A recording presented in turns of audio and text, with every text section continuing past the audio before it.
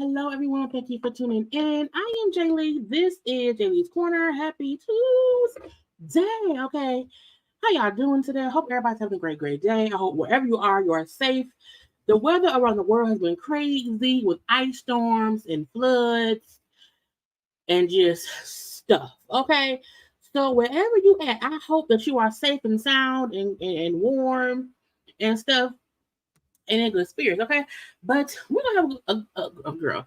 We're gonna have a good time. I got tongue tied. We're gonna have a good time tonight. Okay, I was not live yesterday, but I did have content up yesterday. Hopefully, y'all got a chance to go look at it. The conversation of the sewage, not the sewage. Well, I guess he is suing her. You know, the restraining order for the Kevin Hart one that gets Tasha K and Cardi B saying that girl got money put up in places. Okay, so that review is up on my channel. But today we have these things, these people, and these conversations here. Because I was like, why is everybody going crazy? Lord, what is going on with the food, the lish, and the nest? Okay, and even though Tamar ain't said nothing today, seeing her former best friend go off, I said, we have to watch that. Okay. Why? Because I was giggling the whole time. Okay. I was like, what's on God's green earth is going on? Why? It's friends. It's just weird, y'all. It's just weird. Okay.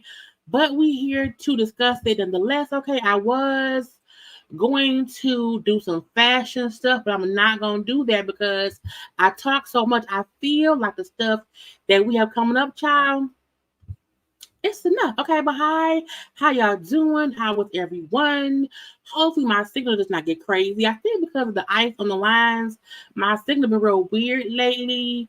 So if it pauses or it freezes, it's okay. Okay, as long as y'all can hear me, that's the part that matters. Okay, but y'all know first thing first, if you have not done so already, take a little moment, okay, and subscribe to my channel. Become a JayBird, dun, okay? Like the video, comment in the comment section because it's a conversation, okay? Don't be no lazy JayBird. No. Be a working JayBird and work your fingers. Let's have conversation, okay? Follow me on social media at JayLeesCorner on IG, Twitter, and TikTok. I thank y'all for being here, okay? Because y'all could be everywhere. Okay, anywhere, everywhere, but y'all are here. So I thank y'all for it, okay? But hello to everyone. Again, I hope everybody's having a great day, because I'm like, it's just a lot going on and I don't know why. Okay. I was like, girl, it's another do two live. I was like, no, just do one. Just do one live and just talk. We're gonna have a good little time. We're gonna just run it, okay? Because I was like, Lord Jesus, child, I'm gonna put up the. Not wrote. I recorded a whole commentary of me just talking about like the neighbor shit. So I'm gonna put that up. That'll be up in the morning. Okay, it's on my phone, so I have not done it. I was like, y'all got me up late, aggravating me or whatever, but we're gonna let it be what it is, okay? But I'm here. I'm here. How y'all doing? Did you get enough sleep at this morning? I got some.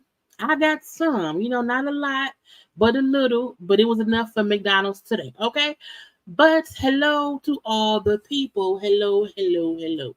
So let's just get into it, because the live that Tamar, where is that? The live that Tamar ex-best friend did, child, that's damn near 30 minutes. Okay. And I tried to cut it down. And I think it's like 27 minutes. And I tried to cut it down, but I could. You know what I'm saying? The only time I like cutting down people's lives for us having to watch along is when they saying stuff that don't matter. They be babbling about things that ain't got nothing to do with the conversation. Like, no, the whole time he was talking and ranting, I was like, not Malibu's most wanted, not that lady with a whole fake gangster, white man or whatever. But I was like, I want to discuss it. I want to get into it fully, because a part of me feel like what he's saying is like 75% factual, and then probably about 20%, I'm a little bit obsessed, I'm airing you out, and then 5% of maybe that ain't happen, okay? But the 5% of maybe that ain't happen, is really like 2% or whatever. I'm gonna leave that be. But I want to be able to get into that fully. And again, I just don't want to be here 4-5 hours. I was like, girl, no, just get into what it is to get into and leave it at that. And whoever not here right now can watch the replay. And if you come in late, because usually I was late today. I was late today. But we here. So I'm just trying to keep it moving and keep it pushing. And fight the algorithm. You know what I'm saying? That's why sometimes I'll be trying not to take days off, because you take a day off and the algorithm is punching you in the face. Now, let's get to sharing of the screens, because it's a lot. It's enough to discuss. Now, a lot of things was also foolishness for no apparent reason, and I said people need to chill out, okay? But let's get into a few, because I had to say that. Oh, you know what to get at first? Because like here, so y'all all know, we here in Michigan, in the D of the trip, okay? And y'all know food reviewers, we had Keith Lee, who was a very popular food reviewer of the regular folk or whatever. And now I have been introduced via social media to Mr. Chime Time. Now, I believe he's stationed he's based out of North Carolina. And I have been watching some of his stuff before. And he's here now. Okay, he's here. So while Chime Time is not as big or as popular as a Keith Lee, I feel like he's well on his way. Okay. He is also a Black young man who reviews food. He goes from city to city, from state to state, reviewing food. Okay. And now he's been here in Detroit, Michigan. Well, he's been here in Michigan. Child, but it seemed like forever. Okay. He's been here since at least mid-December. And a lot of folks who I guess follow him say, oh, he ain't never been, somewhere so long and blah, blah, blah. Well, he is here in Michigan causing a ruckus. You hear me? Now, the same way that Keith Lee was around there in Atlanta causing a ruckus, because the Atlanta folk was upset that he was calling them out. The Mr. Chime Time dude, he's here in Detroit, Michigan, and some folks are upset. Now, some of our local reviewers of things are upset. You know, he was kind of being called out by a couple of people. And I was like, it's a lot going on. Why y'all tripping? Now, he made it to our news. I said, no, how did he on the news? He made it on the news because there is this debate. I want to show you his page. There's a debate going on, okay? Because we know that the way Keith Lee reviews things, Keith Lee is not going to be mean about it. He is not going to be like, this is some bull stuff, okay? Now, they say, now we see that he has 542,000 subscribers, but that's on Instagram. I think he's at over 1 million on TikTok, okay? And I found him on TikTok, because I be scrolling TikTok, and then and then my scrolling of TikTok, I be finding things, and it'd be like, oh, what's going on? What's that? And then I follow them. So on TikTok, he has 1.4 million followers. So I want to make that point in saying he may not be at the 14 million count like Keith Lee is, but to me, I think he has his own little niche or whatever. But they say he is the evil Keith Lee, okay? If Keith Lee is the savior who reviews food, he's so nice and blah, blah, blah. Child, Mr. Chan Time is he's the evil. He's despicable me. Now he's been here for a while reviewing food, you know, all over Detroit and our surrounding cities. And I mean, he hasn't been holding it, you know, any punches or whatever. The getcha gotcha be, and this is my question to y'all. I feel there's a difference between people who go to 5-star restaurants and they're judging these Michelin star chefs for people who are going to those upper echelon restaurants for this amazing, expensive diet, and that ain't what he doing. That's also not what Keith Lee doing. Keith Lee and both Chime Time are really going from state to state, city to city, as regular people tasting food, because out of the people who follow, that's what we is. You know, not a lot of people is around here, you know, these immensely rich folk who's like, oh yeah, I'm gonna spend $5,000. It's like, no, you may want to go to the local bodega. You want to go, like for here, the local Coney Island, okay, the local whatever place. And so they are reviewing those things. Now the getcha gotcha, when he don't like something, he will cuss it out. You know, like he went.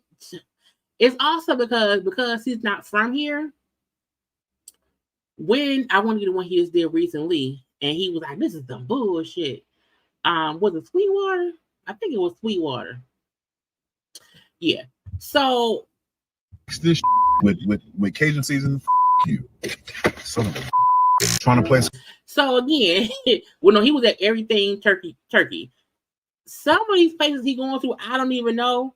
So he's shown us some places that has really great food that I'm gonna go and I'm trying to food too. So he's here, he's been reviewing, and when he don't like something, turkey bites to start us out. Let's try these. No, I know. I don't understand why restaurants down here insist on serving bull. These are turkey bites, right? It's chopped up turkey, battered and fried. That's it. There's not no seasoning on this. It ain't no love on this motherfucker. Ain't nobody put their big toe in this. No arm sack meat had anything to do with this. I said, what is arm sack meat? Do people put his arm? That is getting what? So again, when he is reviewing, I'm just showing y'all when he don't like something, he gonna say it. He went to our place here called Sweetwater, which some folk like, some people don't. And Sweetwater has not been good in years. Okay, so sometimes people are suggesting things. I'm like, I don't know if they live here. And because he's been getting more popular here in Detroit, because the city of Detroit is really taking him in.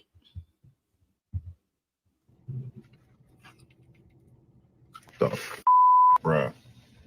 I cannot bite that shit. So you selling me old meat, huh? I got you. Can I get a get the fuck out of here on 3? 1, 2, 3.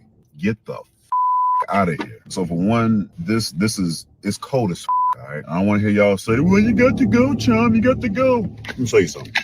I'm outside the restaurant. The restaurant is right there. I just picked this shit up. There's no damn way food should be this damn cold. 2, I ain't never had meat this tough in my life. So again, when he don't like something, he's very honest. He's very vulgar. You know what I'm saying? He is not like a Keith Lee who would say, you know what? I like the sauce. You know, maybe the meat could. No, he like it's some BS. It tastes like it's really like he is a version of an evil Keith Lee only because when he don't like it, he go off. Like go in. He is, in my opinion, an acquired taste because, like my sister, you know who, she wouldn't because she ain't in the cut. She no, you know what I'm saying, cussing, fussing. She not into any of that. So this would not be a reviewer that she would look at. But for me, I'm like, man, fuck that shit. I don't mind. Okay. However, I feel like the same way in real life that we be around here and we get food and we don't like it. How we walk, like, man, I was mad. I was mad. You know what I'm saying? We say how we pissed off too. Now, he just be going, I'm not bullshit. This shit's pathetic. Let's try another one. Let's see what this coleslaw hitting on. What the is this, huh?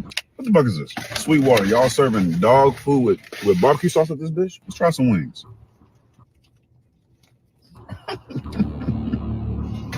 This place is pathetic. You know what? So again, he's very. Have you been swallowed? Have you been swallowed up? He hasn't. Now again, he's been here for probably about over a month now. Well, he's been here since December because I saw on one of his reviews when he showed what time it was. It had the date, and that's it, December 18th.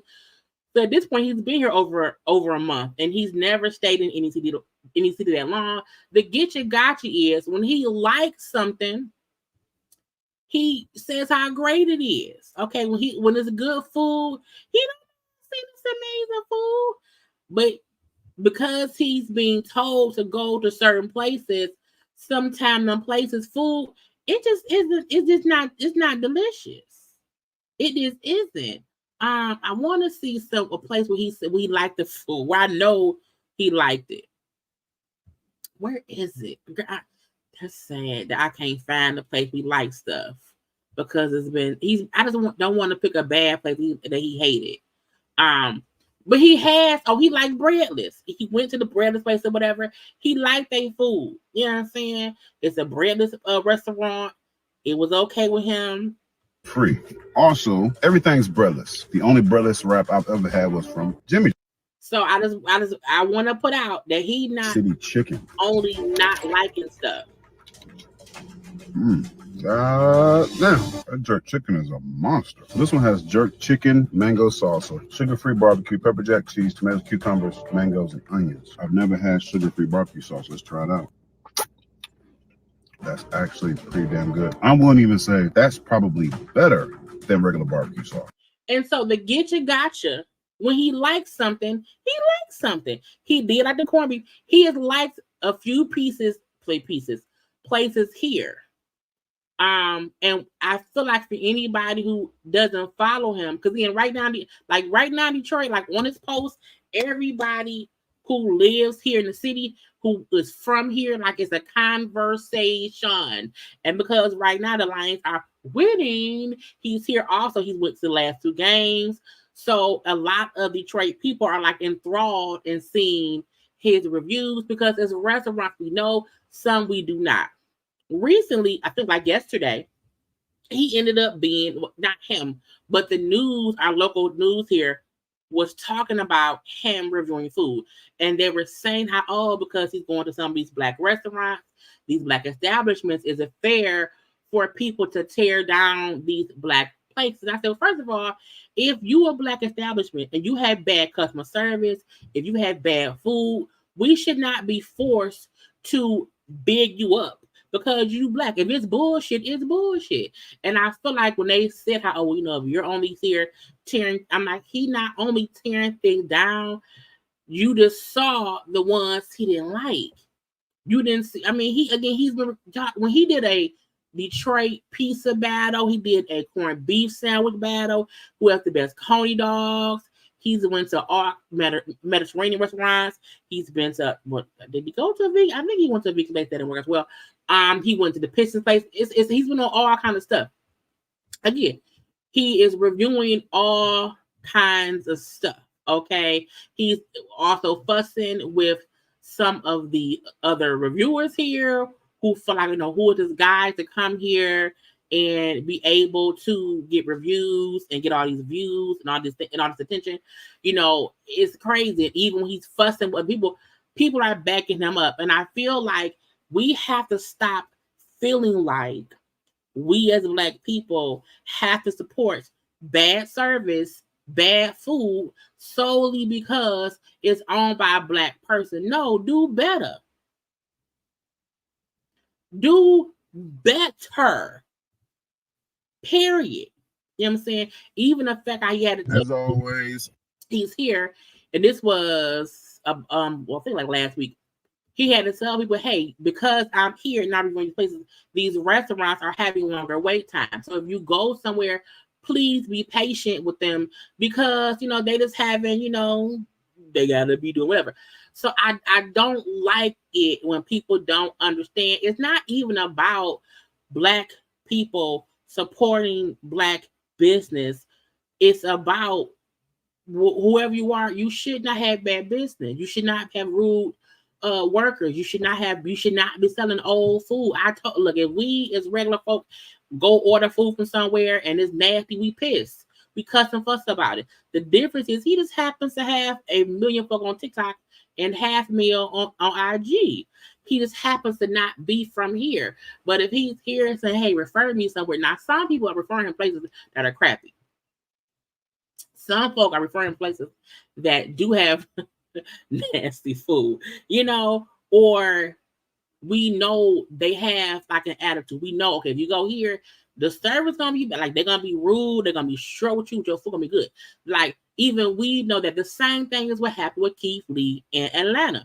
Folks said in Atlanta they already knew how bullshitty things was in Atlanta with getting food, and Keith Lee was just calling it out because he was a new person getting the experience. And now, now when Keith Lee came here, because he's from here, I feel like when Keith Lee came here, he only put up, I think, maybe 2 videos that he did while he was here. I think the rest of the time he was probably visiting family, but he visited our food hall, which has like maybe 10 restaurants. So even though Keith Lee only did 2 videos here, he did review a couple different restaurants. Whereas Chime been here, hell, for over a month. He's reviewed I don't know how many restaurants, which is good because some of them are getting the extra attention. They are getting found by folks who did not even know they were there. So it's a good thing. So I just feel like,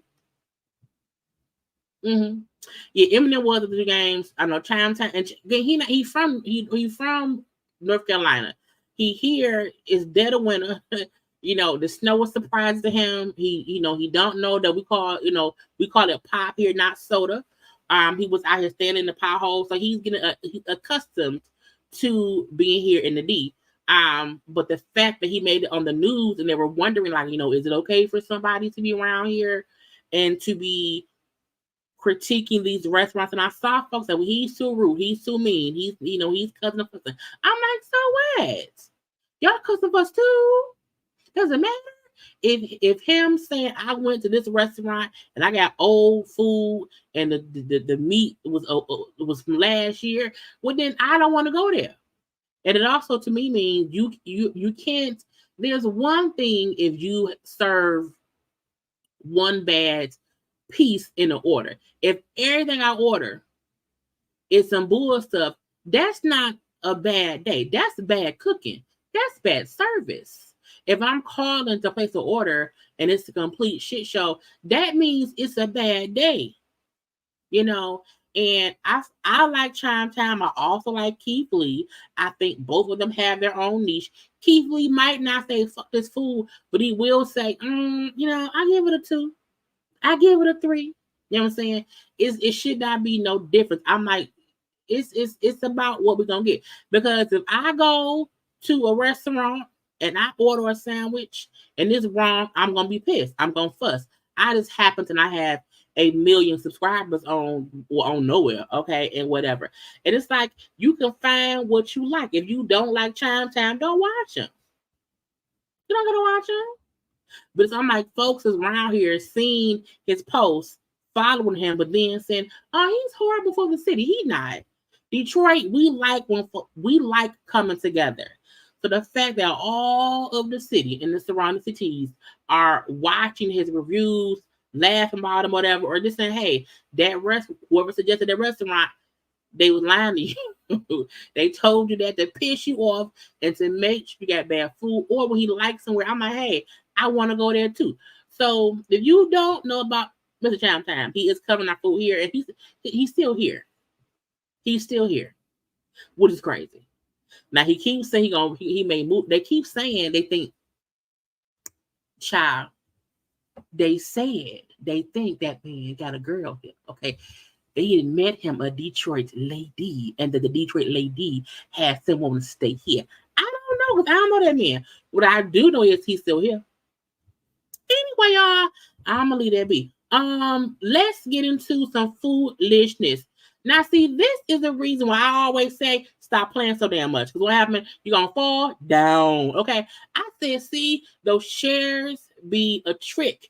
They help you fall all the way down. That's why you can't be around here jumping on chairs, because if you do, you never know. You may end up on the ground. I said that chair leg gave up. You hear me? The leg on that chair said, "No, ma'am. No, ma'am. No, ma'am." Because those chairs are not made for that. Those chairs are made for children. Okay? Itty bitty children. Those are not made for full figured, big hips, thick thigh people, man or woman. Okay, look, y'all know them lawn chairs that people have. No. Don't you trust them? Look, I don't trust paddock chairs. No. Okay.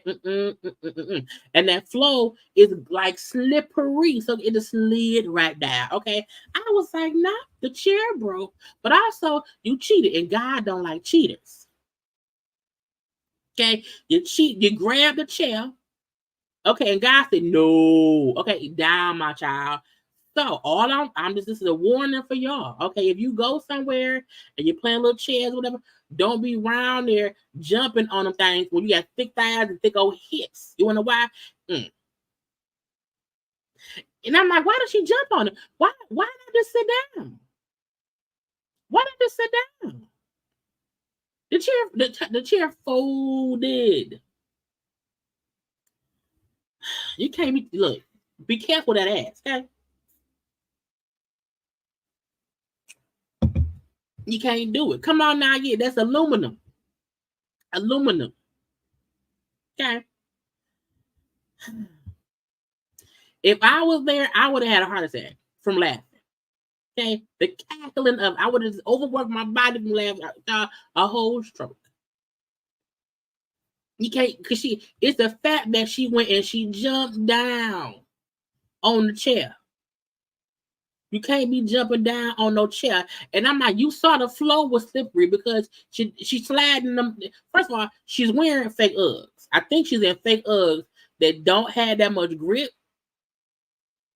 And so what happened was she was like, I don't want to fall. Let me just sit on the chair. I want to fall. And then nope. It's like next time, don't do it. Okay, so that's a warning for y'all. Y'all don't trust in chairs. Do not trust in chairs. Now, this to me was crazy. Okay, because I feel like people don't understand that just because somebody is in the job of being a therapist, it don't mean they're not crazy. because the anger management therapist is down in Florida, out here pop somebody, and then put the body in the trunk. I said, what in the hell? What? Now, first of all, he looked like he did that shit. Okay, he's only 46 years old. He's an anger management therapist and from Florida. And he charged with taking somebody out. Okay, 51-year-old Clint Dorsey, was shot in the streets. And the crazy therapist man just, okay, I'm going to pow you and I'm going to put you in my trunk.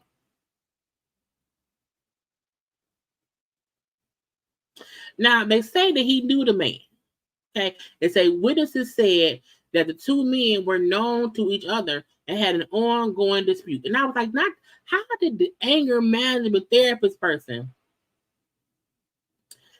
get so pissed at somebody he took out all his anger in a way that cannot be taken back? Okay, so I'm warning folk about things around here. Just because somebody is an anger management therapist, it don't mean that they know how to handle. They don't know how to handle their own anger. He could not manage. I said, send him to jail. Okay, to jail. Now again, he's arrested. He's around there. Okay, he's locked up. You got him locked up.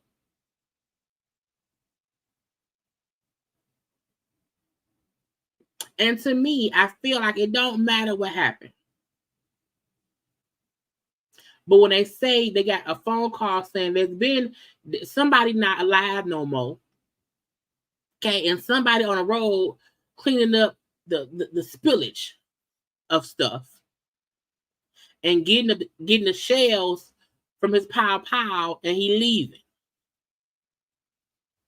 I said, first of all, how do you have no time to do all that and get away?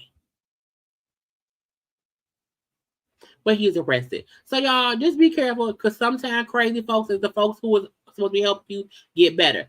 Now, this lady around here, a California woman, steals $2,500 worth of Stanley cups. I was like, what is the obsession with Stanley cups? I have coldest cups. I don't have the Stanley cups. I have my coldest bottles.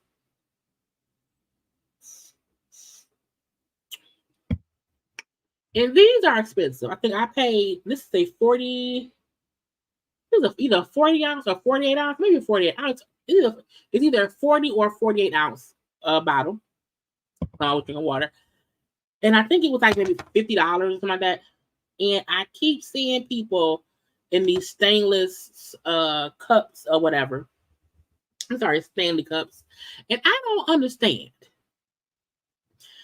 First of all, how did you steal $2,500 worth of cups? 65 cups. The unidentified woman stole 65 cups from a store in Roseville, California. They were called out about a report of a theft. And I'm like, did she take them all at once? And it said that the police people got a phone call saying a staff saw a woman take a shopping cart full of Stanley water bottles without paying for them. She refused to stop for staff and stuffed her car with stolen merchandise. I'm like, why? And she was 23 years old. The unnamed woman, who was 23, from Sacramento, was charged with grand theft, and police were able to pull her over and located her in the cuffs. I was like, bitch, first of all, I feel like $2,500, it may have become I think a felony, maybe anything over like $1,000. I don't understand. Now, clearly, she was probably going to sell them. I'm assuming, because you don't need that many cups.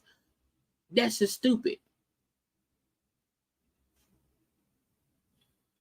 Y'all, just pay for a cup and leave it alone. Just don't be stealing, okay? Don't be doing that. Now, this lady, an Ohio mom, arrested after she allegedly faked her daughter's cancer and raised thousands of dollars. I was like,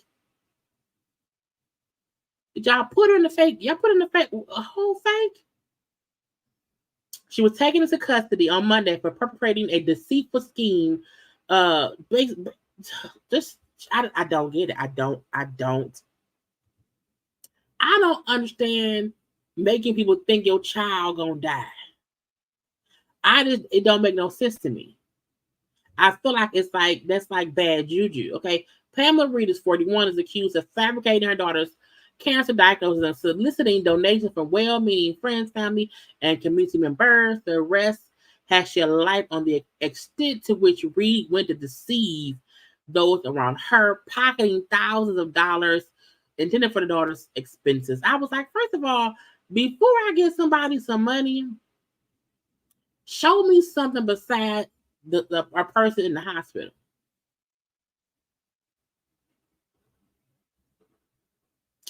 And the fact they say she got caught because a school nurse realized some inconsistencies, and the lady said the child had cancer.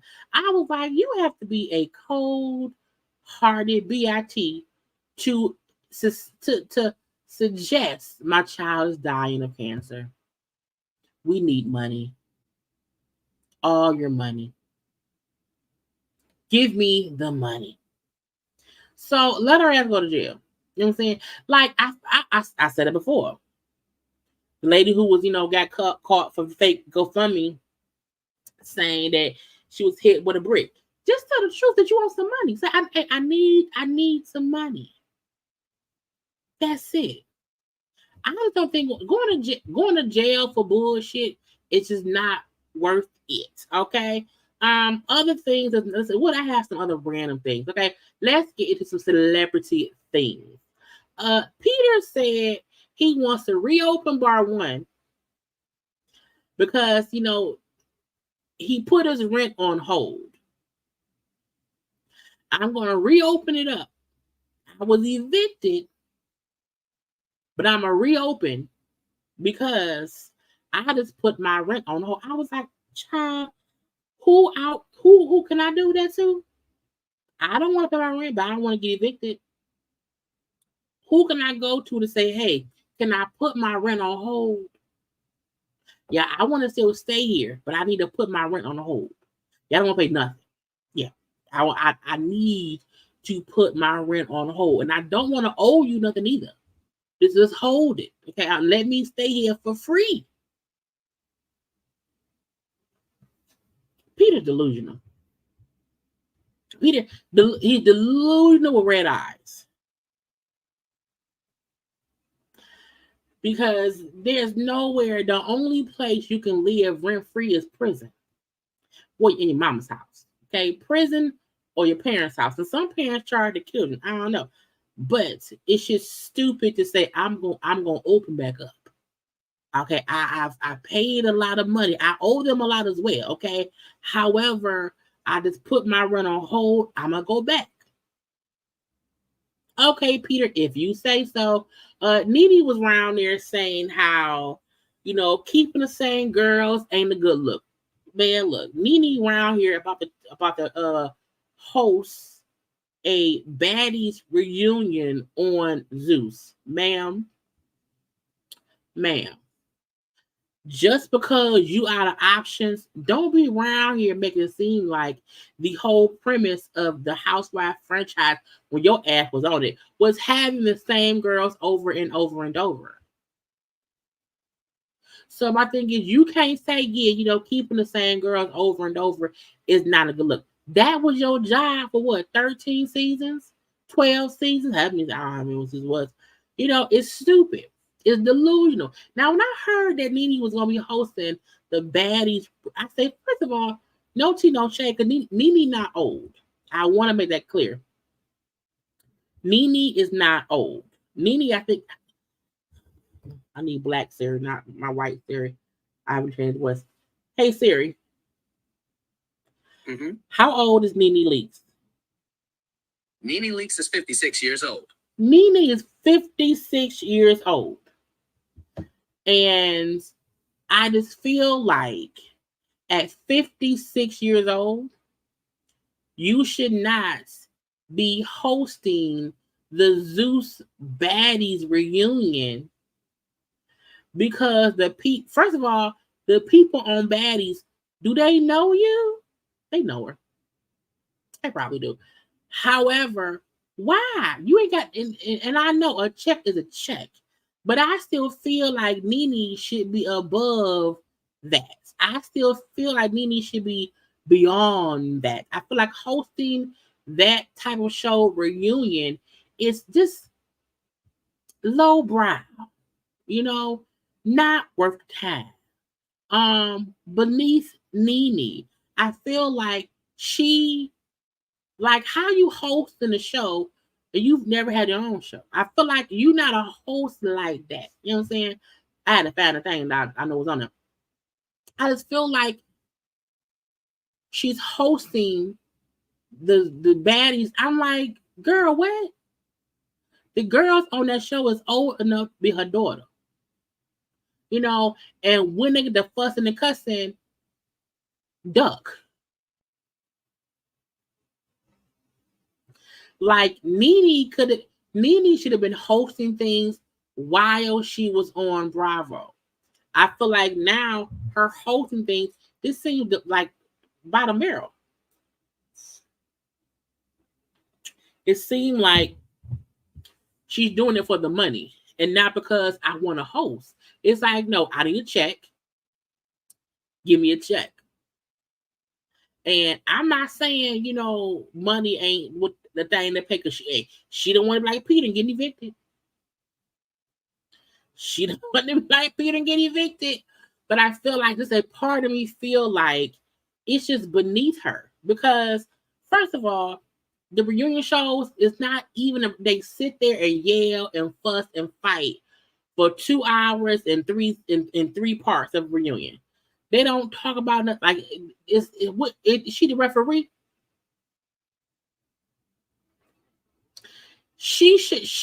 Nene is too out of place to even be seen in the same pictures in the same area as the girls on the Baddies thing.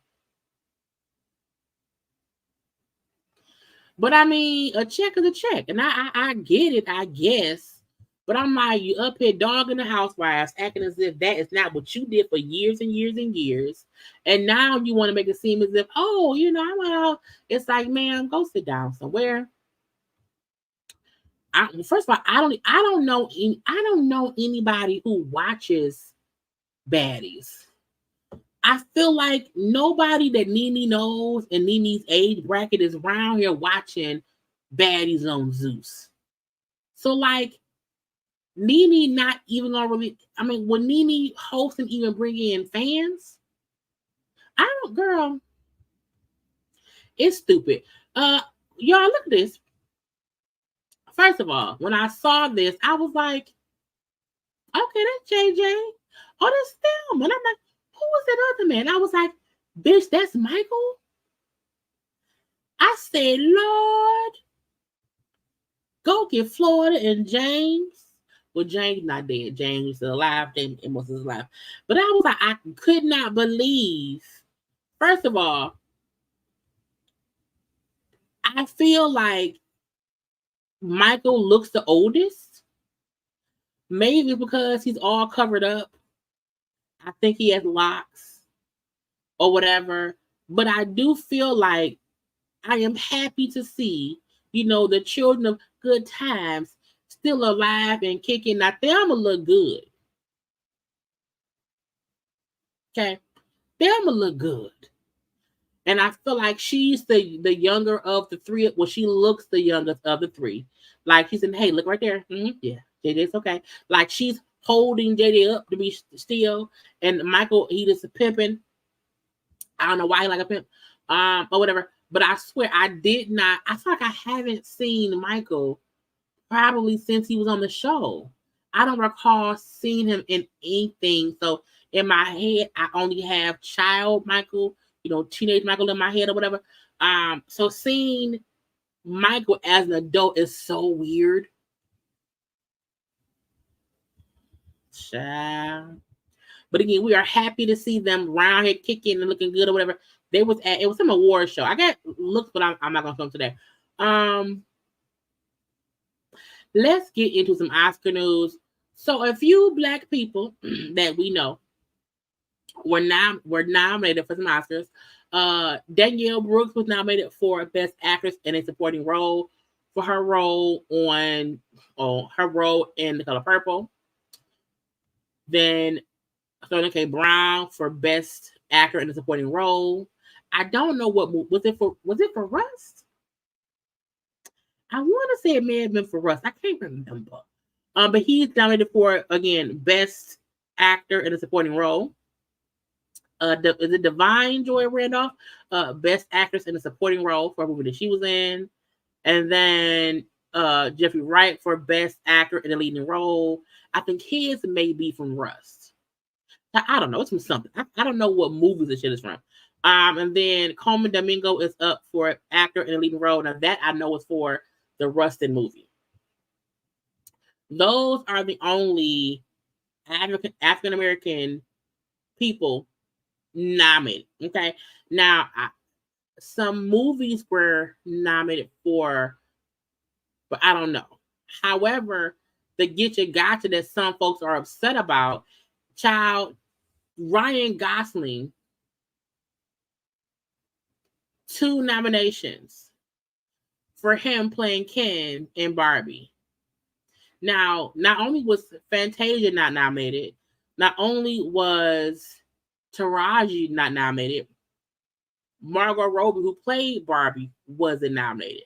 How the hell does Ken get a nomination for the Barbie movie and not the person who played Barbie? I was like, now what kind of bullshit is that? It just confused me because I felt like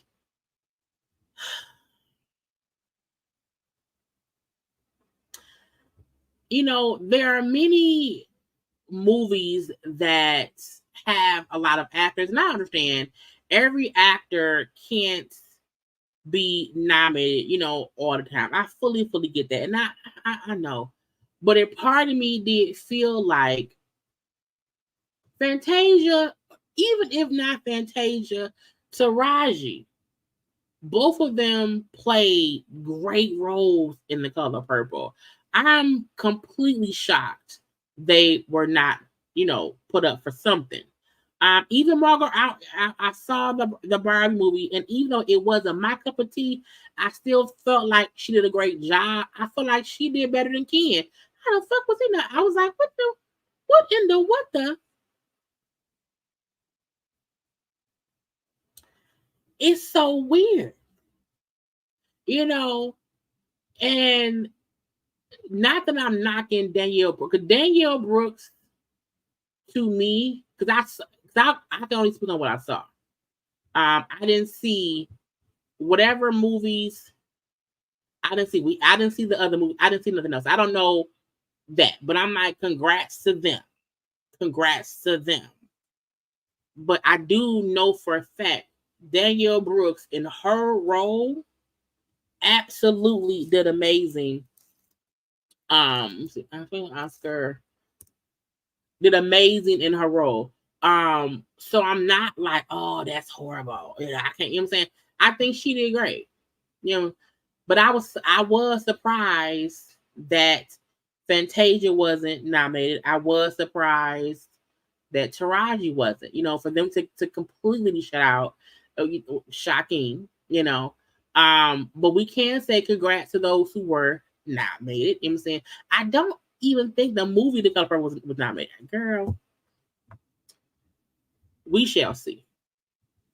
Okay, but people around here being nominated, and congrats to those people. Common was on what's this girl name? Jennifer Hudson. Common was on the Jennifer Hudson show yesterday. I think he has like a new book coming out or whatever, so she interviewed him. And in the interview, she's like, I heard you dating anybody or whatever. Yeah, I'm dating somebody who's amazing and blah, blah, bloop, and great and blah, blah, bloop. She's an EGOT and blah, blah, blah. I said, this is the thing about Common.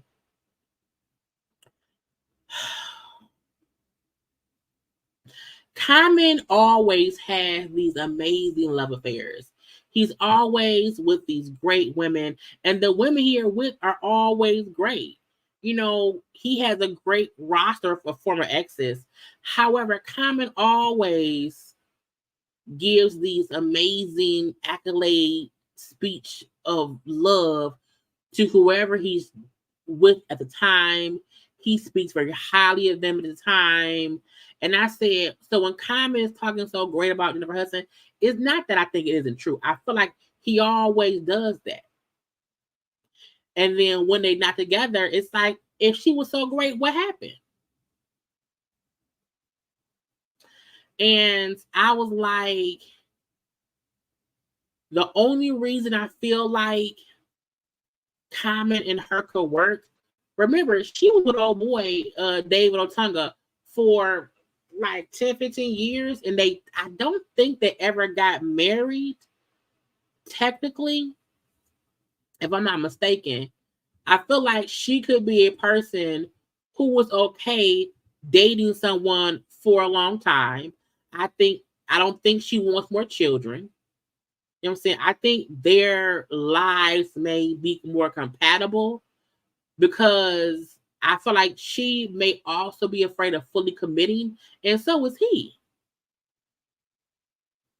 And so when I was thinking about them two, I was like, he don't want more kids. I almost feel like he does not want to get married. He wants just a committed relationship. I think in the past, he's dated women who they want more than that. And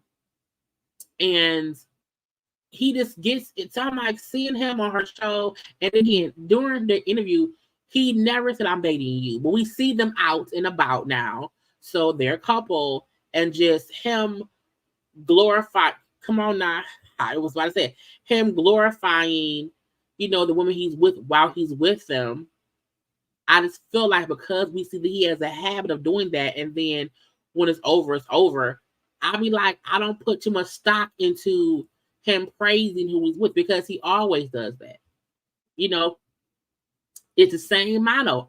You see me with somebody, we don't talk about it much, but when I'm interviewed, I will say she's great, she's amazing, blah blah blah, and I will speak up to the high heavens of them or whatever, and then we quietly break up. Oh, we're great friends, and I was like, child, no. So to me, I think Jennifer and Common may mesh because they seem alike. Again, I don't think she wants more children because her son is, a little bit older now, whatever. I feel like she was with David for so long, they never got. Now, I also feel like she may have been trauma bonded to David, because at the time, that was after her family was killed and all this stuff happened. So I probably feel like she was still healing from all that pain of loss, and she just stayed where she was until she came out of that fog of grief, and then moved on. And she's probably dated other people that we didn't know about, between then and now. And this may be her first public relationship, that we've seen her in. So, I mean, we shall see. But I was like, this whole, oh my God, comments on Jennifer Hudson, and she's asking him if he's dating. I'm like, he dating you, bitch. Respectfully. You know what I'm saying? We know. But I'm like, let's see what happens in a year. Because Common dates for like a year.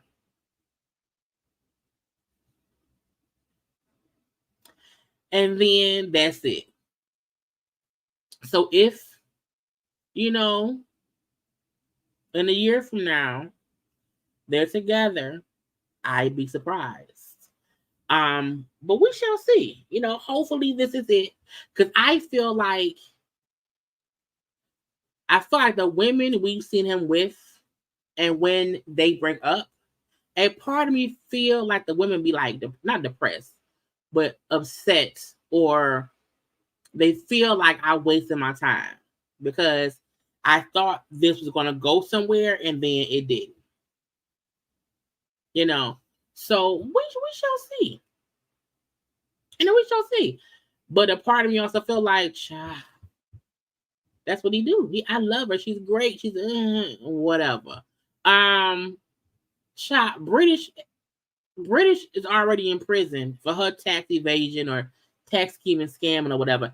And when she did that interview with Carlos King and said, Lorenzo, who was a basketball star, her ex, baby daddy, whatever, when she mentioned how he knew some things, maybe about everything, but he knew some things, and he said, I didn't know nothing.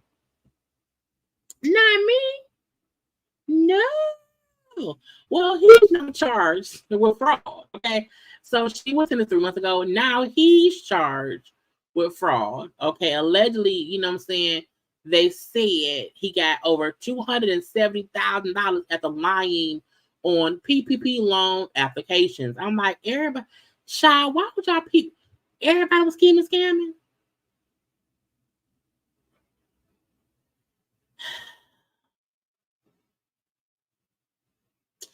I just want look. I fully understand that bills are due, you know, prices are inflating, you know, everything is more expensive. I fully get it. But I feel like it's not worth prison.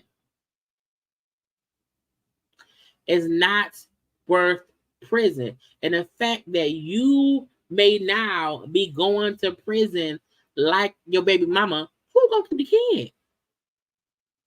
Because this is Joe Judice and Teresa all over. Both parents frauding and scheming and scamming, having to go to prison. What about the children?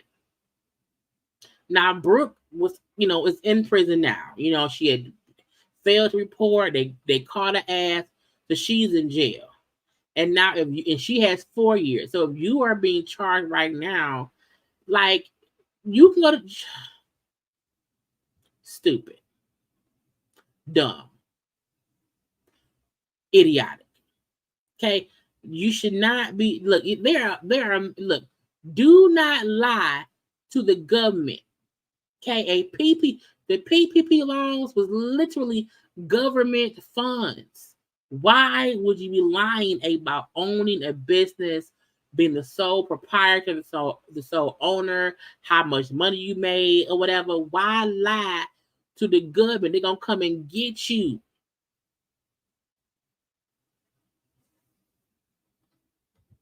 Prison ain't worth it. I can tell. I don't know because I ain't been there, but I won't ever go. Jeannie Mai is asking for the judge to hold off on enforcing the prenup. Yep, good old Jeannie Mai is saying, I didn't have enough time to read it or review before I signed it. I was like, bitch, what?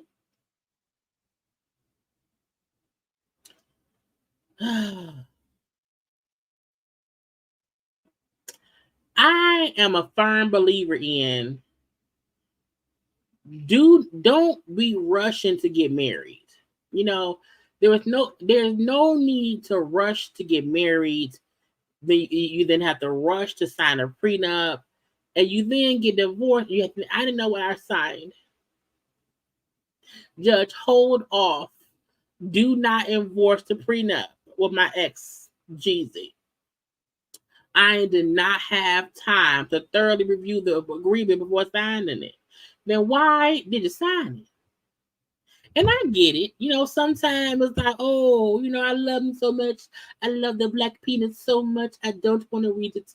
I do not need to fully read this contract because I want the black dick. I'm going to just sign it. No, ma'am. Ain't no amount of penis around here gonna make me sign something I haven't fully read. And I'm like, Jeannie and Jeezy. Jeannie Mai is also a perfect, like, you have to sign contracts for a living, man, to get paid. Now it says, per request, she seeks to either deny his motion to enforce a prenup or postpone its enforcement until both parties can exchange information about the terms. That means, look, I may want some more money. Okay. I may need a little bit more money. Because the prenup probably had things in there like, okay, if we break up, this is how much you get. And once they're divorcing, she has access to fully look at the prenup. You know what it's saying? So to say we may need time to discuss and exchange information about the prenup because I was blinded by the black penis. She said that the prenup agreement process was rushed, that negotiations began just 5 days before the wedding. And this is my thing. Once you propose to me, in my head, I'm already saying what I want. If we divorce, this is what I would want or not. I feel like because it's a business agreement, it's a business deal in the end of thing. Because it means if this doesn't work out, this is what one of us gets. You know, if I want to divorce you, the prenup says I will give you, $5 million. I want 10. I signed and agreed to 5 because I felt like we was not gonna break up. I felt like the dick was gonna always be mine. Now, what I will say is a prenup agreement done 5 days before the wedding, that is rushed. It is. I also feel like let's push back the wedding. Because if we have to sign paper, if we have to sign paperwork, like you don't have good lawyers, child, but again, it may have been the black dick. I trust the black penis. Because I just, it's 5 days. But in the week of a wedding, you're already just busy about wedding details. So I can say I can understand if her point was it was 5 days to the wedding, it was wedding things to be done, it was the pandemic time. I can understand that she felt like I was in love with the black penis, and because I felt like the black penis would always be mine, I just signed it. I didn't really go into detail because I didn't really care. So I get that part, but I was like, no one should ever do that. And if she says I did not have enough time to get a comprehensive, deep dive into it, that's kind of true. But you signed it. But it's the part that says it was 5 days before the wedding, leaving her with limited time to conduct a comprehensive examination of the agreement.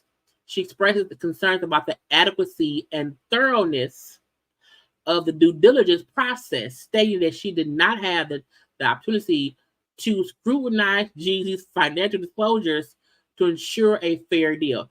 Now, this is the get you gotcha. That means that man could have told me he had $2 and he really had $1 million, and I settled for getting 50 cents. He told me he had $2, and I said, but I love you, baby. I love you. If you only have $2, if we break up, give me 50 cents.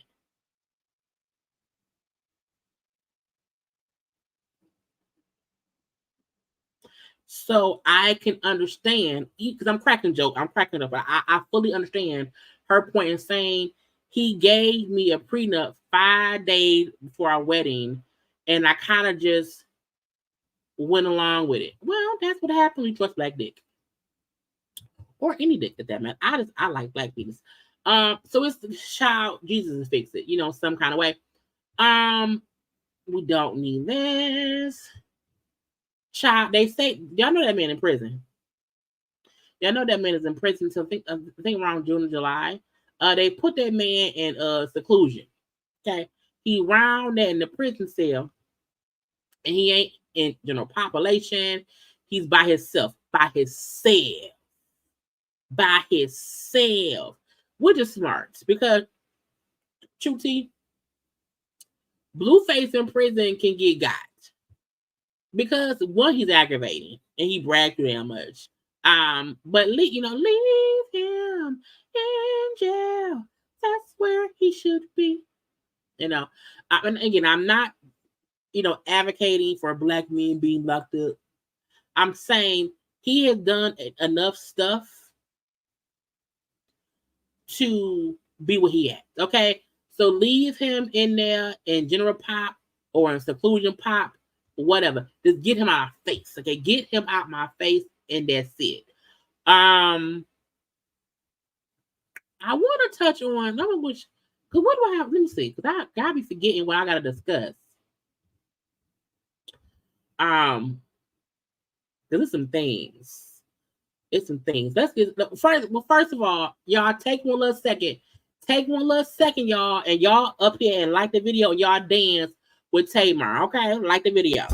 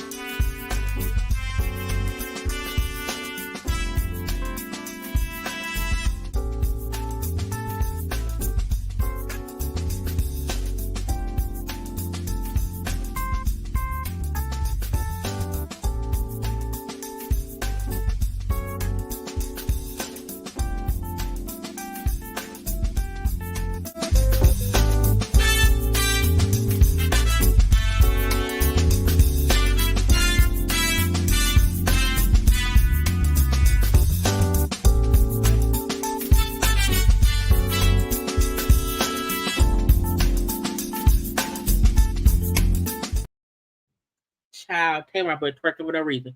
Let's get into the stuff that's in the thumbnail.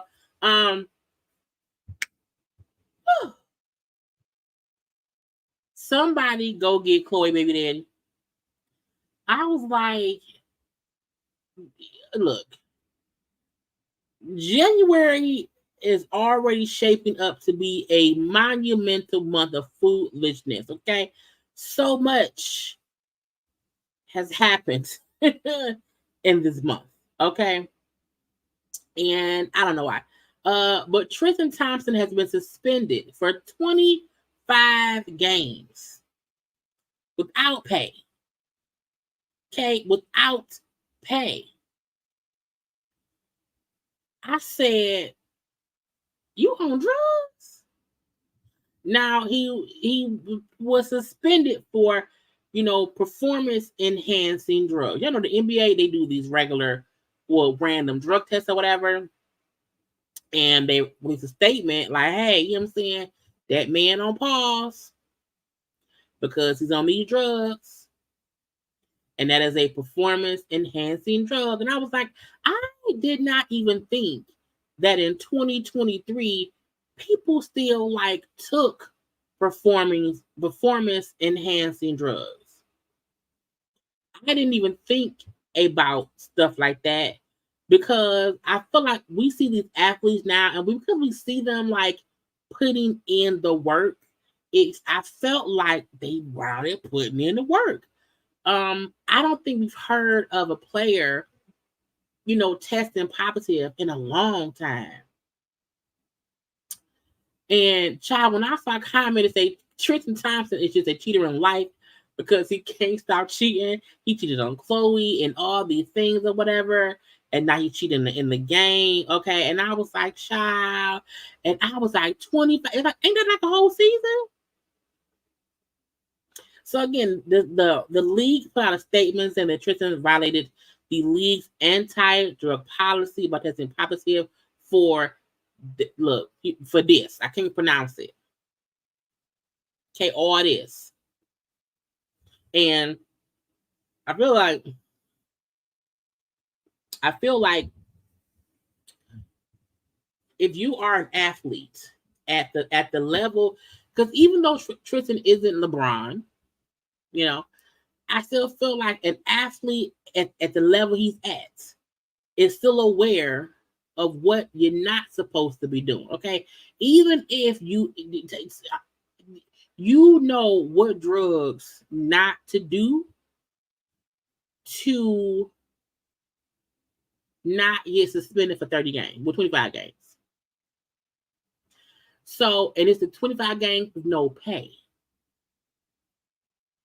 Okay, with no pay. And it says again, positive for the one drug, which is IBUTAMOREN, and Charm LGD-4033. Okay, now all these names, it's this and it's that. Okay, it says it increases muscle mass, reduces body fat, improves strength and endurance, as well as reduces inflammation. Now, it could be possible he had an inflammation, you know. Maybe he had it was reducing some inflammation. Possibly. However, I feel like as an athlete of his caliber, okay, you know you should not take that because of what it looked like.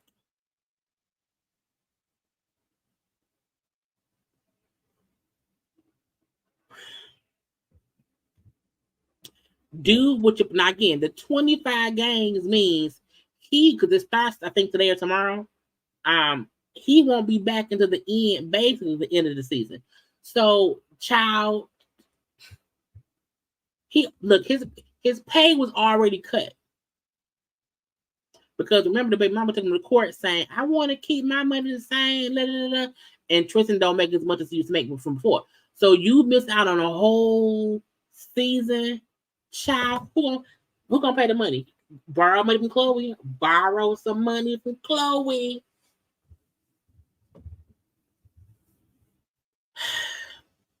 Information where?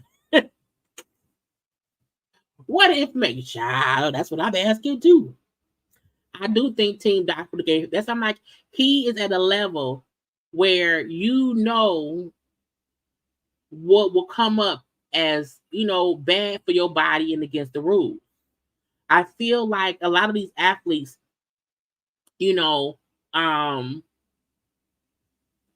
have to do things to keep their bodies in shape to play at the level they play at.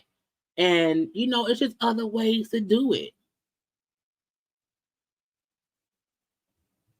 And that probably means he's been doing it to keep up with the game.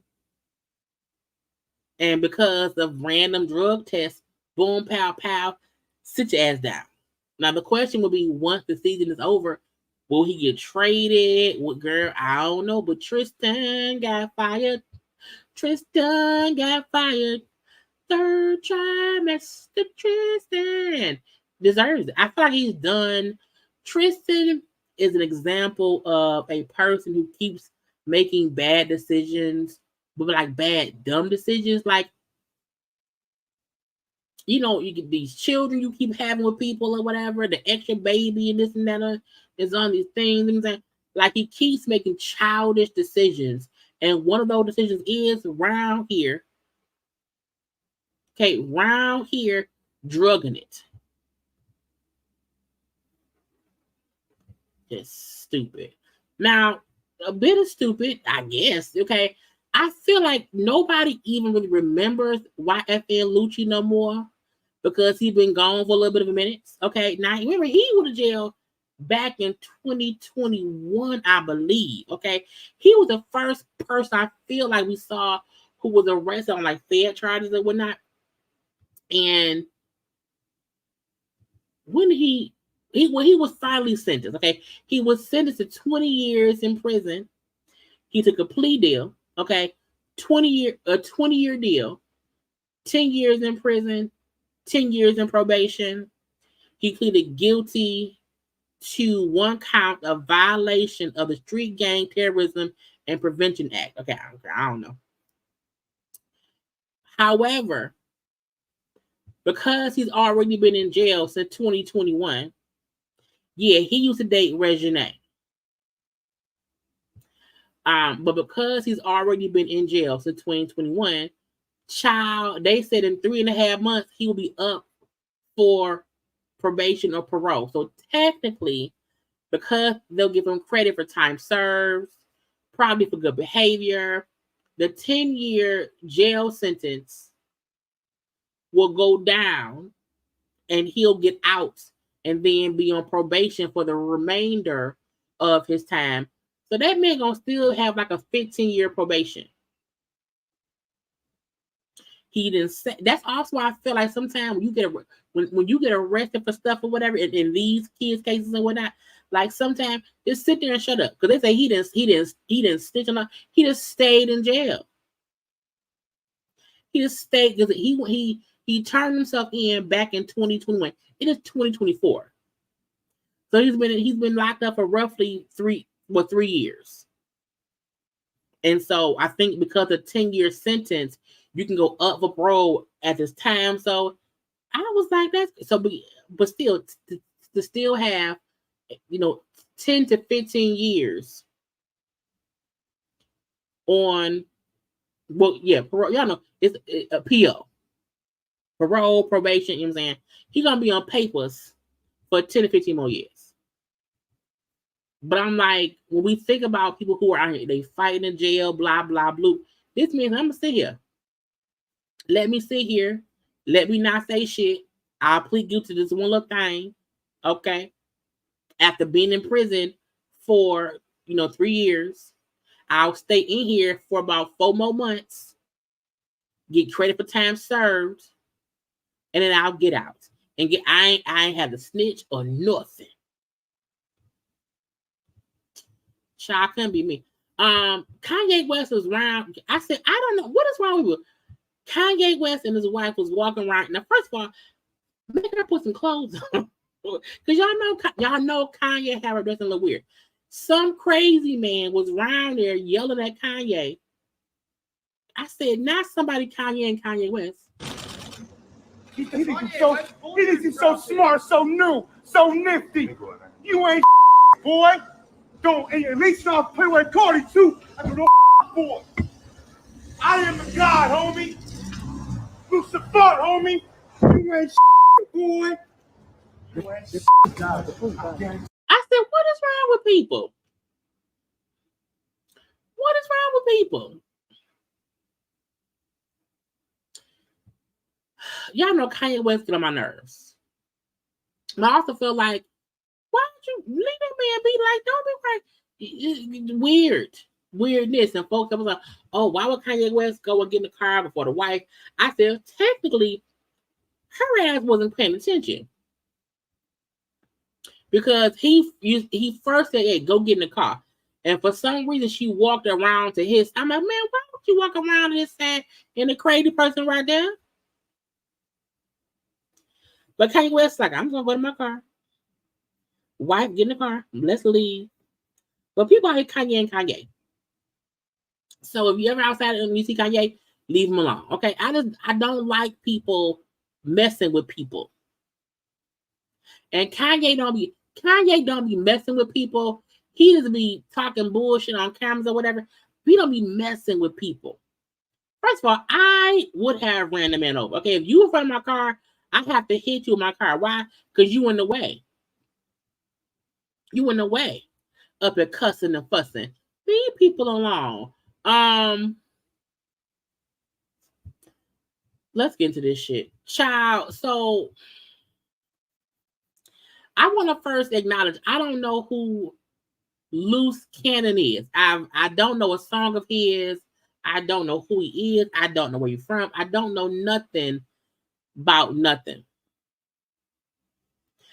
But when I saw this a couple of days, like, maybe yesterday, and the moment I saw the Whack 100 dude sitting, I said he's lying. Anybody sitting next to, by, close to, in proximity of the Whack 100 dude, I feel like they're lying. Because he's a clout case, in my opinion. Every time, it's dumb. This man up here, y'all. Shaunie O'Neal told me. I don't believe that. Nigga. Shaunie O'Neal told me the same thing. But for Shaunie real, told Cannon. When she brought me my watch. You was fucking Shaunie? Oh my God.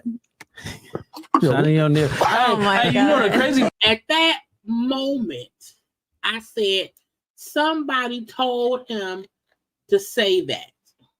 Okay. Because don't nobody that's out the blue start saying, yeah, when Shaunie O'Neal bought me my watch. What? The pastor wife? The basketball ex-wife? Like, where that come from? Okay. I said I call lying from the gate. No, hold on, nigga. Hold on, no. The girl up front looked like she lying. The white man in the corner looked like he lying. Okay, everybody around him lying. So look, No, I wasn't. No way. look. So look, That's a wild card, listen, bro. Jesus. She brought What me do an you- AP, right? Wait, who brought you an AP? Shaunie, right? Why is anybody even talking about Shaunie in a video? Shaunie O'Neal? You okay? No, What? Shaq's bank account. Look, Shaq got mad at me because I'm fucking or whatever like that. But that's that's What the fuck am I here? So right now? when I proposed to her, right? Wait, Shaq You go off on proposed? her. He proposed- Why is Shaq involved? Shaq and Shaunie been divorced. Shaq and Shaunie wasn't even together at the height of basketball wives. This is a completely old made up shit. Shaquille O'Neal? Yeah. wait, stop. You proposed to Shaunie. No, hell no. me. To her. When he proposed to me, Shaq DM'd me and said, And I wish blocked you the him. But best what the of fuck luck. you got to do with Shaq? Because he was my friend. Prior to Prior him to and Shaunie. us. I'm like, now how did none you want us to believe that you two, the lady and the man, y'all was together or whatever, okay? And then Shaq got upset because Shaq your friend. And then how the hell did Shaunie get involved?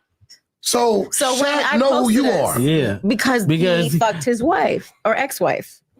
No, because she was spending money on me, right? So she got me a Richard Millie. Richard Millie. You capping. Yeah. Come on. No, he's not. Dead homie. Come on, He's come on. not. What happened to it? I got It's oh, not today. No, he gets Right. When dude said, "What a watch at?" When you say Shaunie bought me this expensive ass watch, where's the watch? Where's the watch? shot too many got times. He don't wear shot. jewelry no Oh. more. yeah. So it's like Ain't you wearing a necklace? I mean, if my eyes not deceiving me, he's wearing a chain. If he's been shot so many times, he don't wear jewelry. Why is he wearing big ass earrings and a chain? at the end of the day, I was Or his ears dirty? fucking. I mean, she was like a sugar mama to me on crib. So at the So end you of the can't men And she won't shut up, so she lying. do the Okay, same hold thing on. women do. I telling you right One now. second. Okay? One Who is she? I know she is. second. Men Let do me the ask you same a thing. question. Was you going to the house? I was going everywhere. Well, what city was the house in? Listen. We The laugh when the dude said, "Was you going to the house?" I was everywhere. Okay, what city is her house in? Not even where her house at. What city is her house in? Dallas, Texarkana. What you don't know the city? Cause you're lying. she gonna be mad to the motherfucker when she see this, but at the end of the day, is Shaunie O'Neal. She know what's up. I fucked her like 2 weeks before she got married to the pastor. Oh She my was like, God. she You gotta was- get her divorced. Stop Wait. it. No, she told me, she was like, I need some good dick before I go down the aisle. I said, Crib, I got you. What you got for me? Oh my she was God. like, Wait, I wait. got, no, listen, she Hold was on. like, I got 10,000 for you. I said, that's not enough. When I pulled up, she gave me 50. So this Negro want us to believe that Shaunie O'Neal paid him $50,000 for sex. I'm not even a Shaunie fan. I'm not a Shaunie sympathizer. I'm not. Even I know Shaunie don't have to pay $50K for dick. First of all, she can get dick for cheaper. She can get dick for cheaper. The way he messed up is he's making it seem like Shaunie was paying me for sex. And we know people do strange things with their change. We know that. Fine. But can't nobody make me believe that Shaunie O'Neal was so desperate for some DIC in the K that she paid some random dude with a thin ass chain $50K for sex 2 weeks before getting married to Pastor Keon. And I want to say this. I'm not a Shaunie sympathizer, but even I recognize that when she got with old boy, the pastor boy, Shaunie, the way she moved did change. That's why I was upset that she went back on Basketball Wives. I'm like, that ain't even who you is no more. You know what I'm saying? So I was like, ain't no way that she paid you $50K for some DIC in the K, okay? And she had you sign that NDA, and you up on a podcast and saying, oh yeah, she paid me $50K for Nick. Sir, you not even tall enough to ride the ride of Shaunie. Okay? The dudes we've seen Shaunie with in relationship with, sir, you don't even match. The math ain't mathing. You're not talking right. You sound dumb. And the lady co-signing for attention is dumb.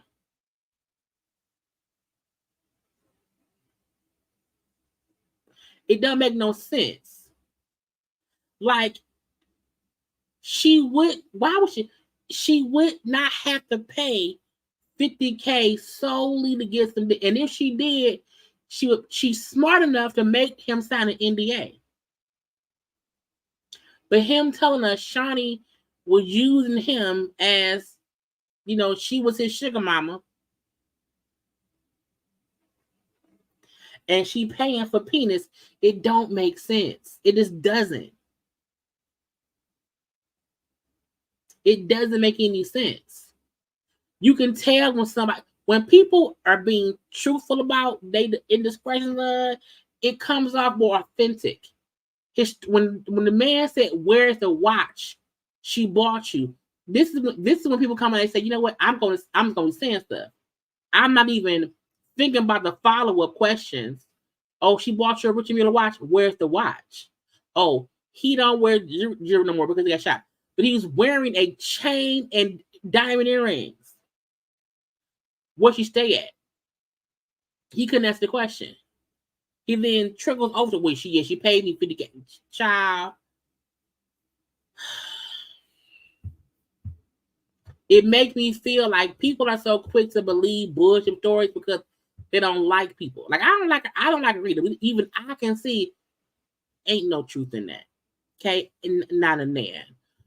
Just hilarious. Now, we know that Jess had told us that, on, I think it was maybe New Year's, that at her party, that she was going to be the new, third host on the Breakfast Club. Now, when I seen Jess say that and it had leaked on social media, I said, girl, I noticed that nobody from iHeart or anything like reposted it, liked it, nothing. It was like radio silence. And the fact that they came back, after the new year, and we ain't heard not hide no hair from Jess, it made me feel like she probably this is the thing about business. A lot of moves are planned, and then the plan to execute the rollout, and the rollout is for advertisement. You know what I'm saying? So you will know something's coming. That's how you see folks who have these pre-planned interviews or whatever. There's a process to do things. I think Jess got ahead of herself and felt like, yeah, they told me it was going to be me. Stuff was not finalized. They had a plan on how to roll it out. And because she did that, it fucked up everything. And with business, if you can't hold a secret, if you can't hold on to information until it's official, you are a liability. Because a lot of these stations or whatever, they be having pre-planned interviews and this stuff, and they have to trust that you can hold the water. In the industry, you have to hold the water. If you can't hold the water, you can't do the job, because it's also a thing that the world ain't supposed to know yet. And when I saw her, I was like, that is weird. And then you heard nothing else behind it. Because they probably felt like, why would you announce it? And now she probably was partying, celebrating New Year, whatever, a little tipsy, and, said it, and then didn't think it would get, spread. I'm like, of course somebody recorded it and posted it. Now, okay, they on the Breakfast Club talking, because it's still Envy, it's still Charlamagne, you know what I'm saying? And the fact that she round here is fun. Not fun. I'm not saying it's funny to me, but people saying it's funny because she's around here, on her stories, posting the conversation that they have on the radio, because her ass ain't there. And said, these niggas trash. Envy, shut up. I know artists be pissed when old heads do. I hate when they scratch. I'm like, man, let me read the shit. I know artists be pissed when old heads do this, because now everybody negativity not everyone negatively comparing to Mary J. Blige, and it ain't even her fault. She has her own identity already. And I was like, but didn't you want to work with them old heads?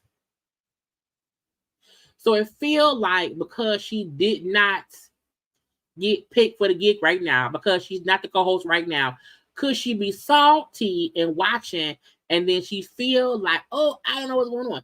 Now, when TMZ had caught up with Charlamagne, asking him, hey, where's Jess? Where's Jess? Where's Jess? He played Dumb, Diddy, and Coy. Who? What? I don't know. Okay.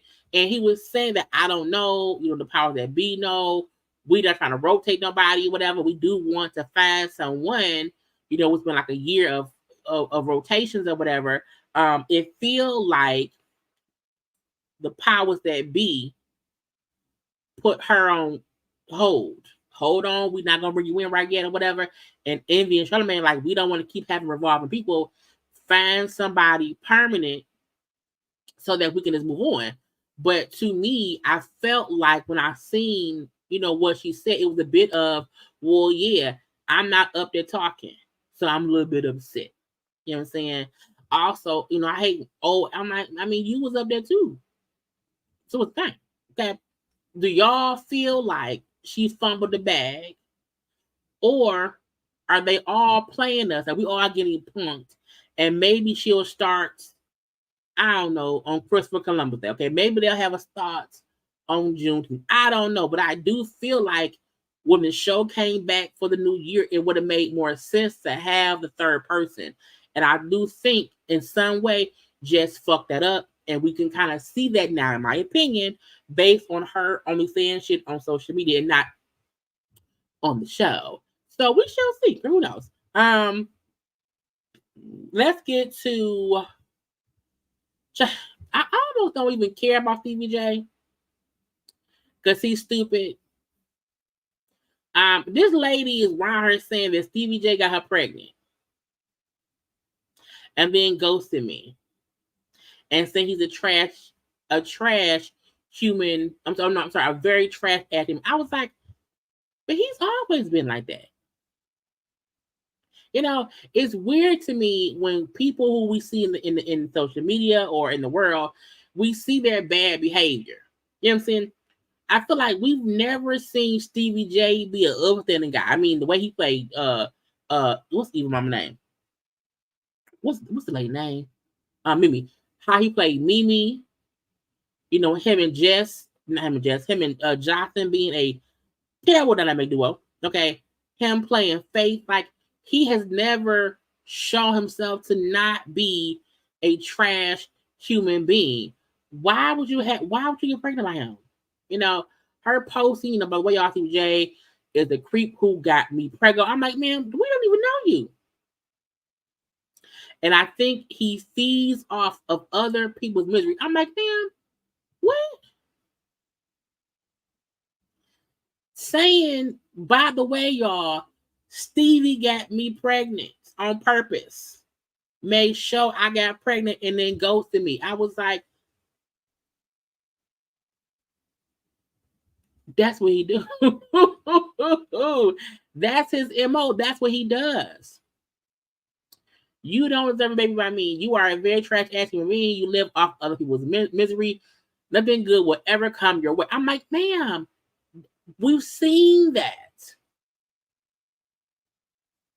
That ain't nothing different. Nothing. I don't care. I go for older men thinking they are real men because they are older. Bitch, you don't have cable? She got cable. She got cable. Because how? Now, her saying me and Stevie met on a Friday night back in May of 2023 in Miami. Y'all met less than a year ago. And if you already pregnant, because May, that's month 5. Okay? So that means what, 7 more months? If you got pregnant by somebody in 7 months, you don't even go here. We go way back. This didn't happen overnight. We've been messing around since then. He showed me that he changed. He wanted the better. Girl, can't nobody... It's so awkward and weird that he ghosted me right after I said I was pregnant 3 weeks ago. Because this man made it his business to get me pregnant. It wasn't no... Ma'am, if he didn't pull out and you didn't require a condom, that's your fault. Can you imagine? Like, she's really saying, y'all, I went to the beach and got wet. I am so upset. I went to the beach and I got wet. I am so mad. I went to the beach. Bitch, Stevie is the beach. You're wet. It hurt me so bad and it made me sick to my stomach because he did not pull out. He forced,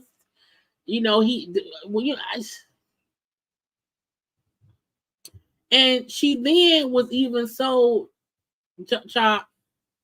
No more around with this nigga. That's what I said. Around this nigga. Stevie J went in there and tore that ass up. I can't see. I've been crying for 3 weeks straight. I stressed myself out to the point where I had to go to the hospital. I ain't never felt no sadness like that in my life, dog. I don't wish that on nobody. I don't wish that on my worst enemy, dog. How you that man? How child? And everybody like, girl, you sound. You done came to the internet because Stevie J knocked you up and then walked away. Use a condom.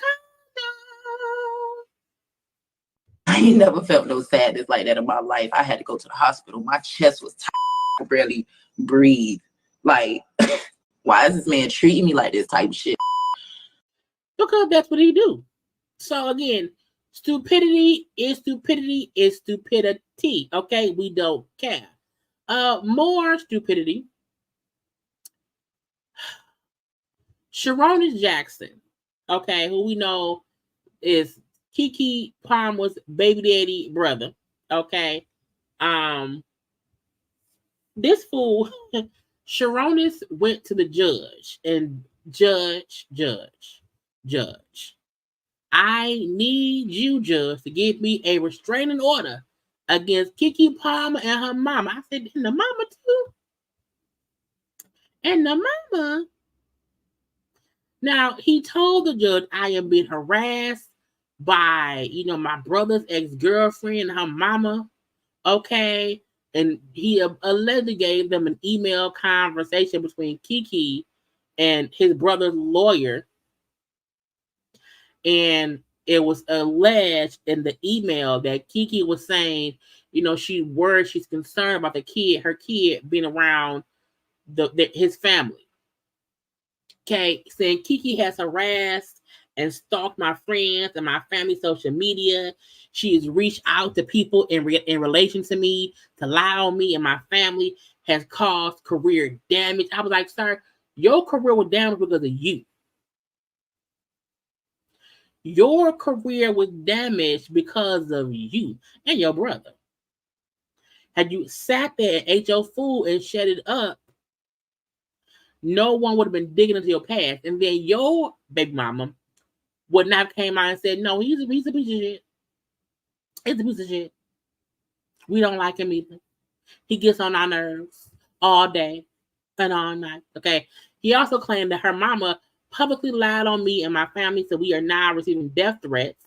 She threatened to put a bullet in my brother's head. Sir, that was after your brother beat up her daughter. Now, the judge said, no, I will not grant you any emergency, PPO. No. Now, they have a court date coming up in February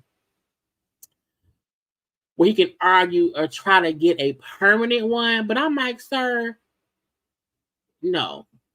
And I don't want anyone to feel like I'm saying, oh, women can't be aggressive or women can't be stalking or whatever. But I don't feel like Keke Palmer's around here a threat to that man. You inserted yourself into your brother's mess and got caught.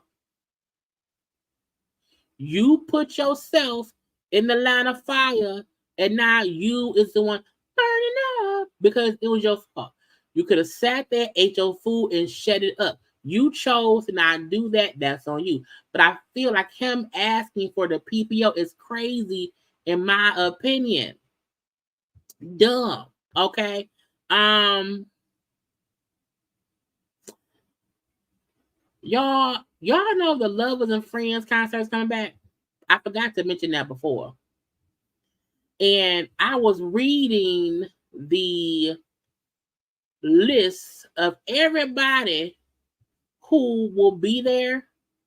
And y'all, when I say that's too many damn people. Lovers and Friends concert, I'm like, is it just one day? I hope it's a whole weekend because it's a lot of people. I know y'all can't see the people down in the little bit. Child, let's start from the top.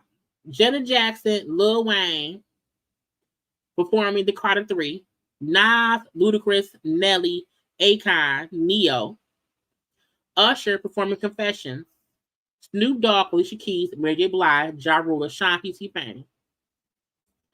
T-Pain. Oh, wait, no. Backstreet Boys, Gwen Stefani, Nadia Furtado, Sierra, TLC, MIA. Okay. Timbaland, Keisha Cole, Brandy, Monica, Eve. Kelly Rowland, Craig David, Sean Paul, Six Lack, Jodeci, Jason Derulo, Robin Thicke. 98 Degrees. Sean, 98 Degrees. Never seen. Tyrese, Majid, Jordan, Method Man and Redman, Rick Ross, Jeezy, Fat Joe, T.I., Mace 40, SWV, Escape, Tank, Jeremiah the Dream, Pretty Ricky, Genuine, Mario, JoJo, Maya, Khalees, Lloyd, Drew Hill, Kerry Hilson, Lupe Fiasco, Too Short, Cameron, Twista, Juvenile, Paul Wall, Trina, Yin Yang Twins. Stop, focus. David Banner, Lil Flip, Plies, Mims, Tweet, Next, Louis D, Nina Sky, Total Black. Ain't they dead? Black? Oh no, Mila, another girl. Okay, Black. Oh, Grenadier. Wait, no, Black. No, Black is with Ronnie DeVoe wife. I think it's still two of them though. But Black 702. That's okay. But it's two of them left. It's the good singer and the other sister. 702, A. Marie, Paula Sienda. I don't know what it is. John B. 112, J. Holiday, J. Quan, and I don't know who Ayaz is. That's a lot of fucking people. That's a lot of people.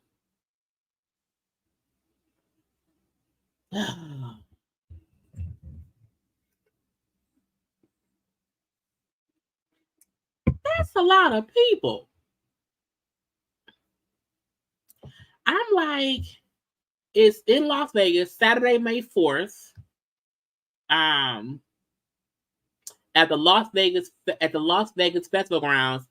That's a lot. I just feel like that, like first Backstreet Boys, Backstreet's back. All right, okay. It's a lot of people, y'all.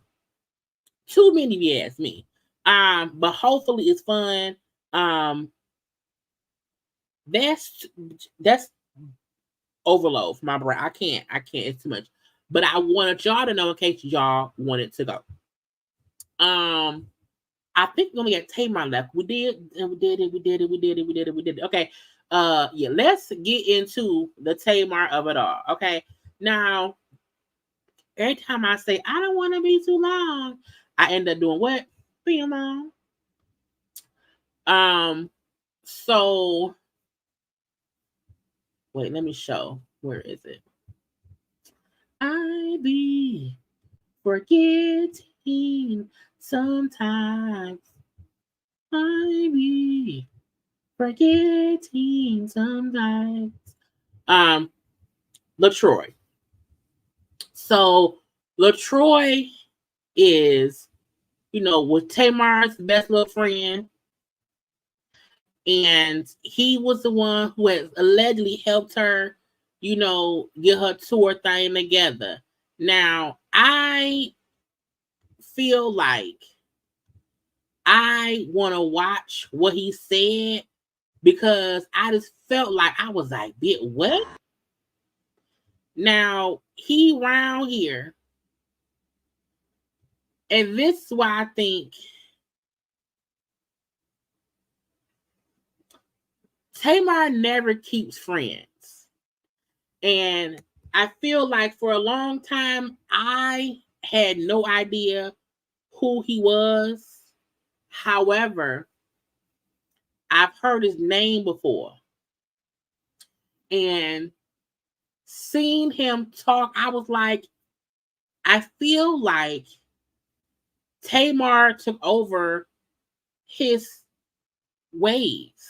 Like when I think about Tamar from like the beginning of Braxton Family Values or whatever, she was always animated. Don't get me wrong.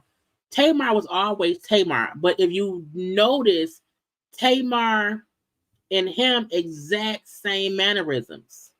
And I'm like, Tamar is like a gay man in a woman's body, But allegedly,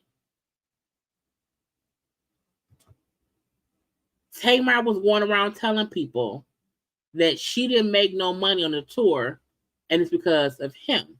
Now, y'all know he was the one saying that he planned the whole tour. He got her the deals and blah, blah, blah.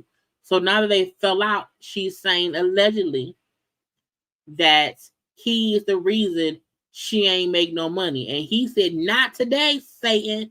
Not today, Nick. Not today, ankles. And y'all know that's the saying from Candace or whatever. And he was like, I got a rebuttal. Let's listen, then we'll be done. I have been on my...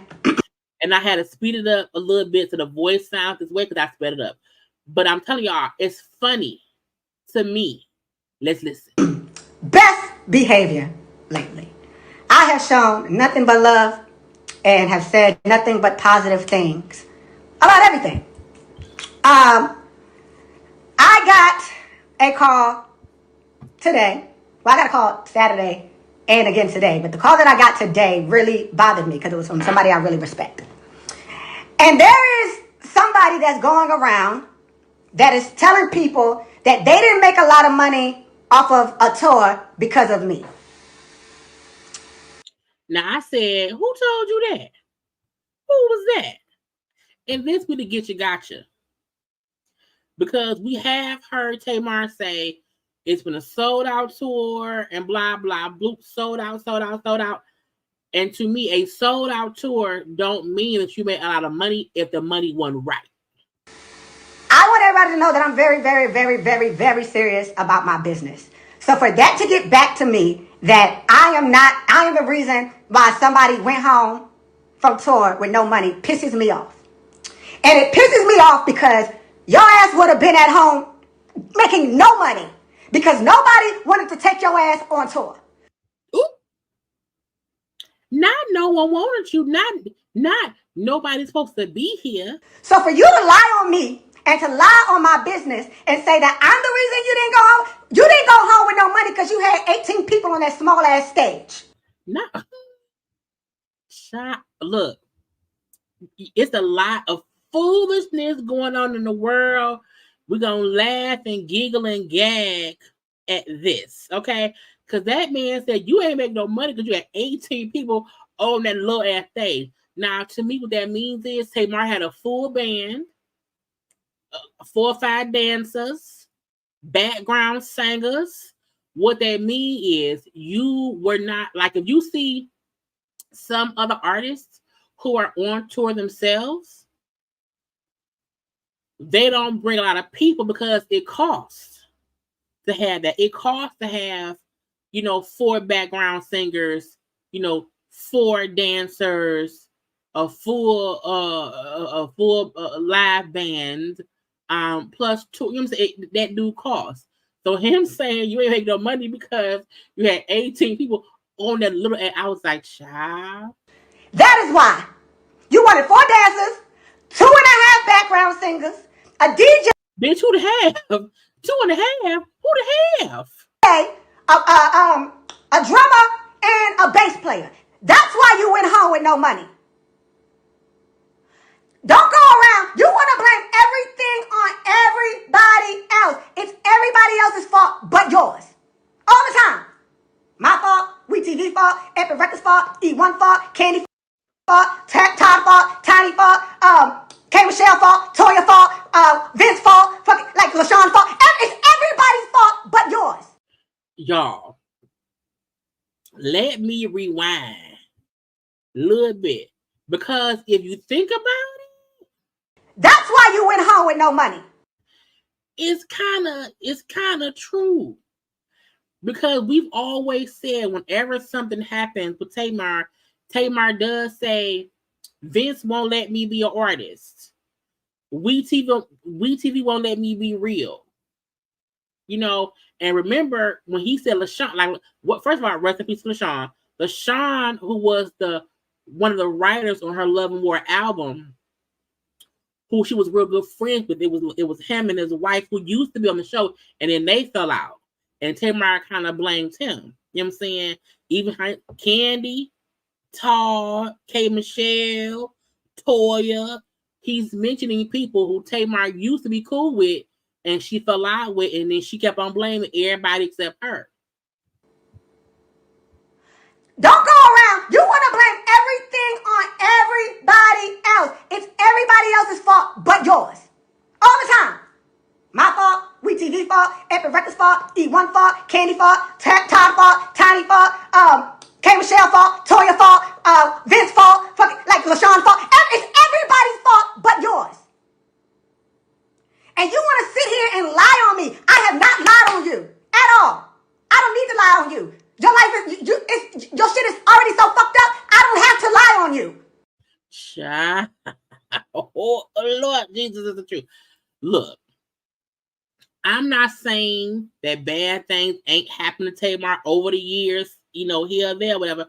But him saying, you always blaming everybody else, and I don't have to lie on you because folks already see what be going on.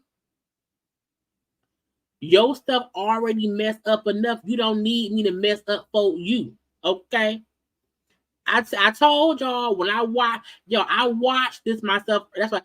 That's why I did not want to cut it down, because the whole time he was talking, it was like, oh, it's on. And because he has known Tamar for a while, he was in her inner circle, and I'm like, it's Mad Day, and he airing it out. He's airing it out, and you do see how much he sound like her. All of that is one of them not being themselves. Who is it? You gotta lie on me because you know I have a good reputation. Nobody has to lie on you and your badass reputation and your badass attitude while you sit over there and work Portia Williams' old job. Bitch,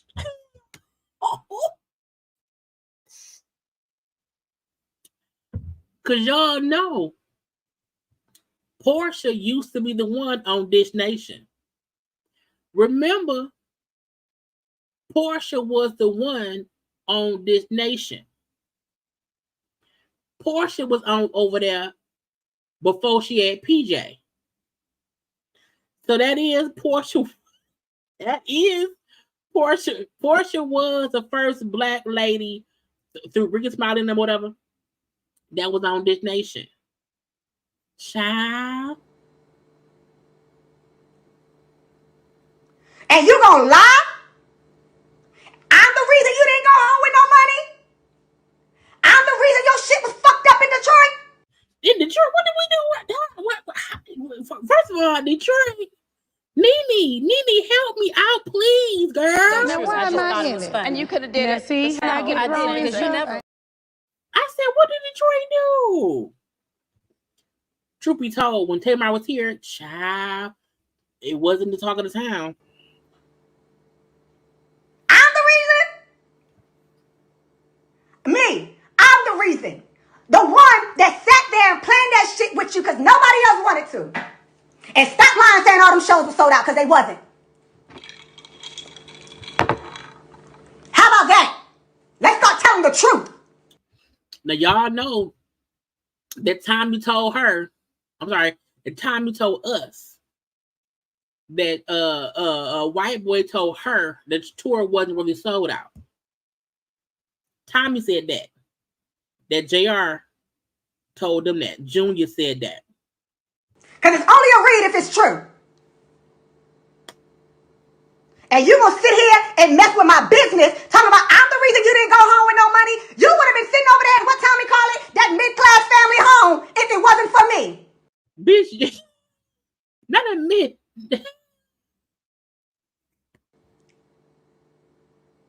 No, I said some of the shows were sold out. That's where you would have been. So don't go around here lying on me, messing around with my business. Because this is the get you gotcha. This is the get you gotcha. If Tamar is telling people, if we knew beforehand, before they fell out, Troy was the one who, you know, is his name Troy? Is his name Troy? Did I make his name up? If he was the one who were told, hey, this is who planned the tour and blah, blah, blah, and that's his business. If she then says, hey, yeah, he planned my tour, but guess what? I ain't make no money. That means that people won't want to hire him to book their tours because Tamar telling them behind closed doors, I ain't make no money. Yeah, he booked me a tour, but I ain't make no money. So that could possibly hurt his business if they're being told by Tamar behind closed doors that she didn't make no money. He ain't do shit for me. I'm the reason you didn't go home with no money. No, I'm the reason you weren't at home. How about that?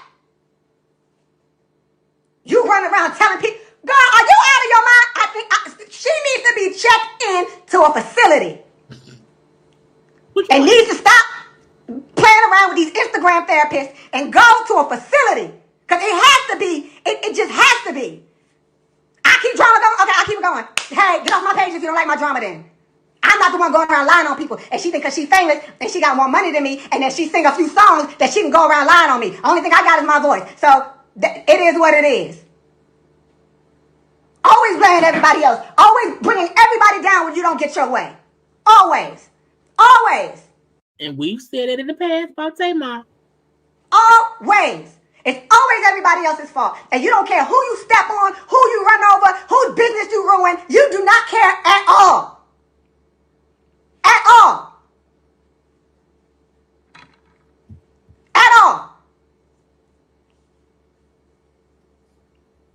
And everybody can say, oh, who needs enemies when you got friends like that? Listen, if you've been around, you know I ain't been nothing but a great friend. So y'all can keep saying that at home. I don't care.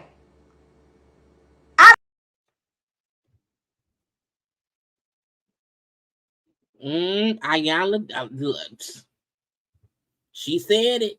Ayala did. I don't care. Y'all think was a bad friend to that lady? That's what y'all think. If that's what she over there telling all those interns and community service workers over there at Malibu's Most Wanted House, I don't know what to do about that. But Bitch. What? Not Malibu's Most Wanted House. Not interns and community. What? It is what it is. Always blaming everybody else. Always bringing everybody down when you don't get your way. Always. Always. Always. It's always everybody else's fault. And you don't care who you step on, who you run over, whose business you ruin. You do not care at all. At all. At all. And everybody can say, oh, who needs enemies when you got friends like that? Listen, if you've been around, you know I have been nothing but a great friend. So y'all can keep saying that at home. I don't care. I don't care. Y'all think was a bad friend to that lady? That's what y'all think. If that's what she over there telling all those interns and community service workers over there at Malibu's Most Wanted House, I don't know what to do about that. But bitch.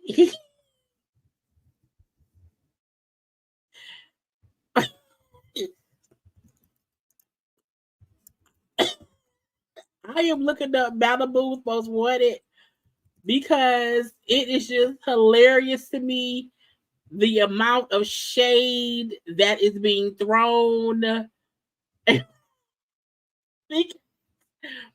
Calling at me. Bitch, y'all know I gotta share my screen because I had to look it up and said, who, bruh.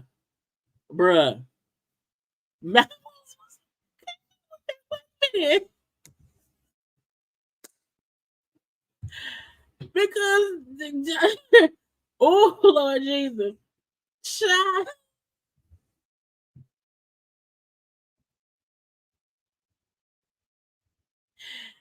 Oh God, I wasn't ready. I wasn't ready, y'all. What I'm gonna do is I was not ready. I don't care. Y'all think was a bad friend to that lady? That's what y'all think. If that's what she over there telling all those interns and community service workers over there at Malibu's Most Wanted House, I don't know what to do about that. But what you're not gonna do is you're not going to play with me and my business. And that's just the point, the blank, and the period. Bitch, Malibu's not Malibu's Most Wanted. Do y'all remember that movie? And how he had how he won the black girl? Child.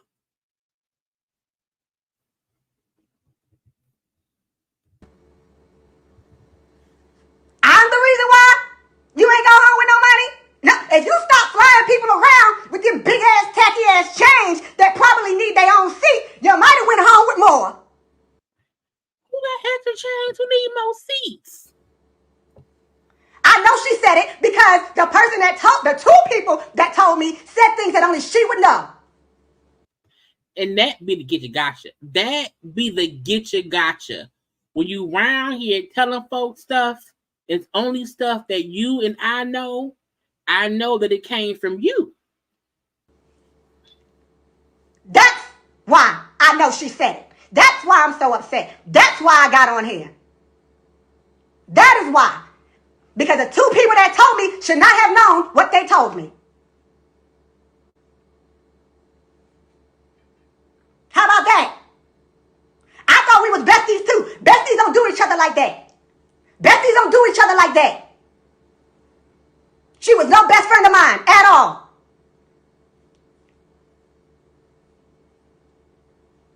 At all. She was not. Cause everybody done read her about homegirl coming and punching her friend. Now she want to switch the narrative. Now she going home without no money because of me. You should have stayed your ass at home. Why would you add more shows? If I am the reason you're coming home with no money, why did you add more shows? Well, that's true. Because if you're not getting paid before, you're not gonna get paid no more with more shows. Why? I done known this lady for 12, 13 years now. I have defended her when she has been dead ass wrong. And now that's true. Because that's how folks were saying when the whole thing happened between Tamar, James and Krishan, and Troy was the one saying, I can't believe it. People kept on saying that's her good friend. Like every time something go on, he always in the comment section fussing with people, whatever, in defense of Tamar, no matter if she right, wrong, or indifferent.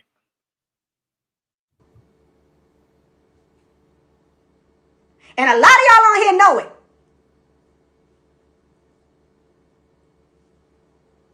Y'all want me talking about, why nobody can talk about stuff? I'm going to talk about it. Because it's not fair. You can't go around lying on people. You can't. And y'all know they be saying Tamar be telling stories. Y'all know they be saying Tamar don't be telling. We have witnessed Tamar tell crooked truths where she'll say one thing and then when folk come out and say that ain't what happened, she kind of when she said that Tall and Candy tried to fight her. You know what I'm saying? When she said that and we found out that ain't really what happened, all Ty said was, you know what it is. And she had her thinking Ty was around here trying to beat her up. Okay, when she told her that Junior checked Ty, that ain't really what happened. So we do know that Tamar has a habit, of sometimes telling sideways truths. Why does everybody think I should be quiet about her lying on me? No, I'm not protecting her anymore. And I hope that her and Malibu's Most Wanted takes me to court so that I can go and tell all of the truth. Bitch, I hope Tamar and Malibu's Most Wanted take me to court, bitch. I can tell it all. Don't stay with it. So I can tell everything. I don't need clout. Hold on, baby. I've been doing this since I was 17 years old. I don't need clout. All of my other people I work with have at least 2 platinum albums. Tasha K asked me to do her show. I might do it now. Don't do it. She owe people money. Don't. Well.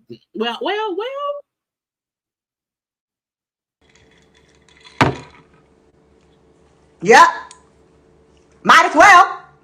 Because if you want to lie, and then Malibu's Most wanted to send me a cease and desist, how you going to cease and desist the truth? Malibu's Most Wanted sent me a cease and desist. You can't cease and desist the truth. How do you cease and desist the truth? I'm not doing that lady show. I'm really not. I'm not doing that lady show at all.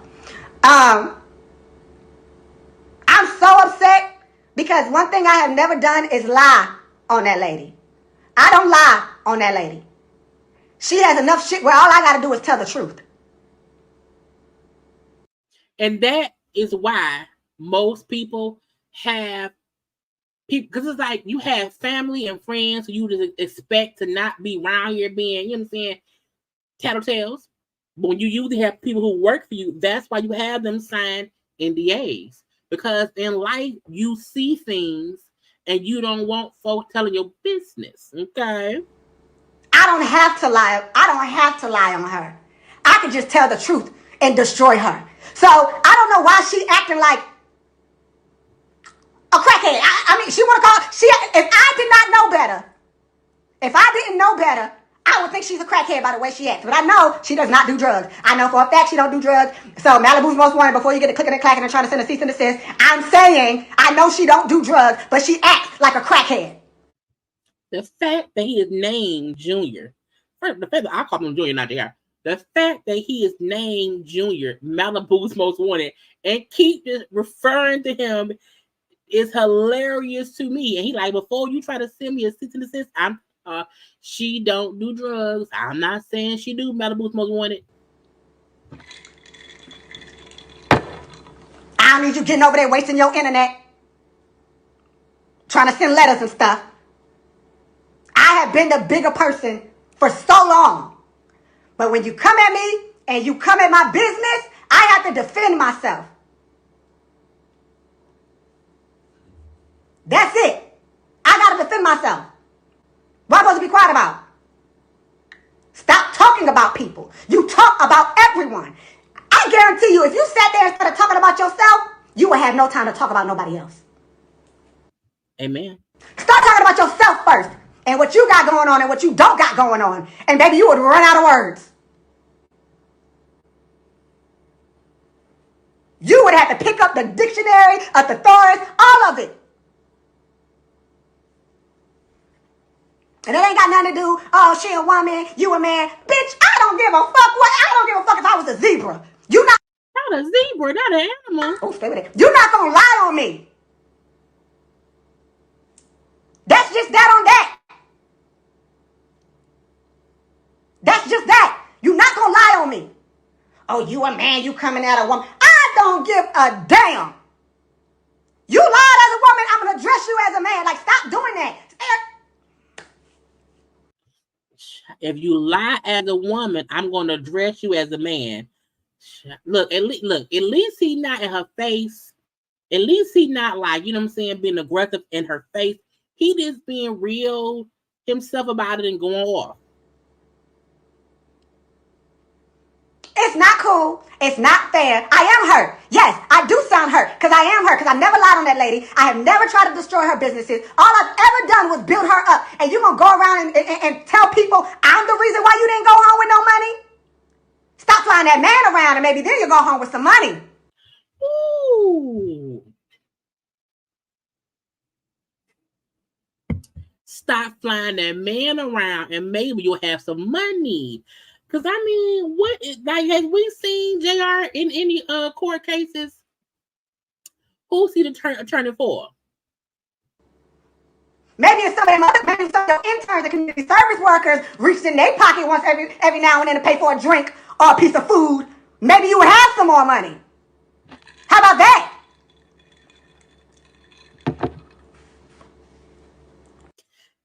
So Tamar out. Look, they always say celebrities have these hanger-ons who be hanging on around here. Tamar around here flipping the bill for everybody. I'm not doing that. She's not bullying me anymore. That is ridiculous. I'm the reason. And let me tell y'all something. I do real business. You know what I'm saying? Real business. Okay. Every single show that I booked, I have a text message from her confirming whether or not she wanted to do it on that date and for that fee. Post it. Prove it. Name them.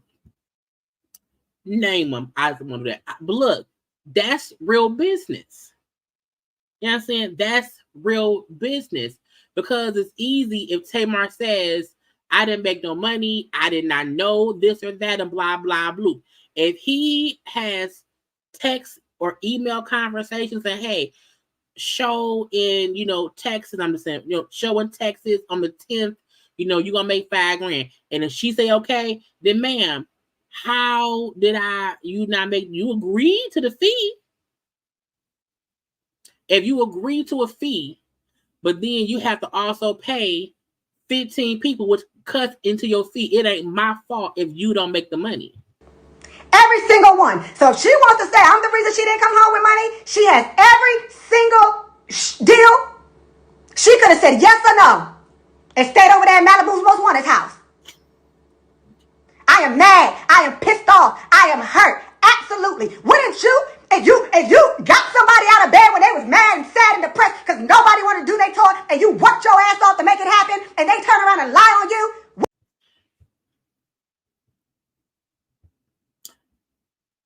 Because Tamar was the one saying it was a labor of love. Tamar was the one saying that, they had to put this tour together. And I can understand if someone's saying when she was at her lowest because she felt like no one wanted to support her. I lifted her up as a friend and helped her do this. And now she talking cash shit about me. I would be upset too. Wouldn't you be mad? I would be. Wouldn't you be caught and took your man upset? Absolutely. Oh, okay. I thought so. Okay. I thought so. Mm-hmm. You gonna lie? I'm the reason you didn't come home with no money? I'm not an accountant. accountant, and I'm not a business manager. I'm not an accountant. I'm not a business manager. Maybe she should get a calculator. Bitch, on a calculator. Maybe that's what she should do. She should go buy a calculator so she can add up her numbers before she starts accusing people of stuff.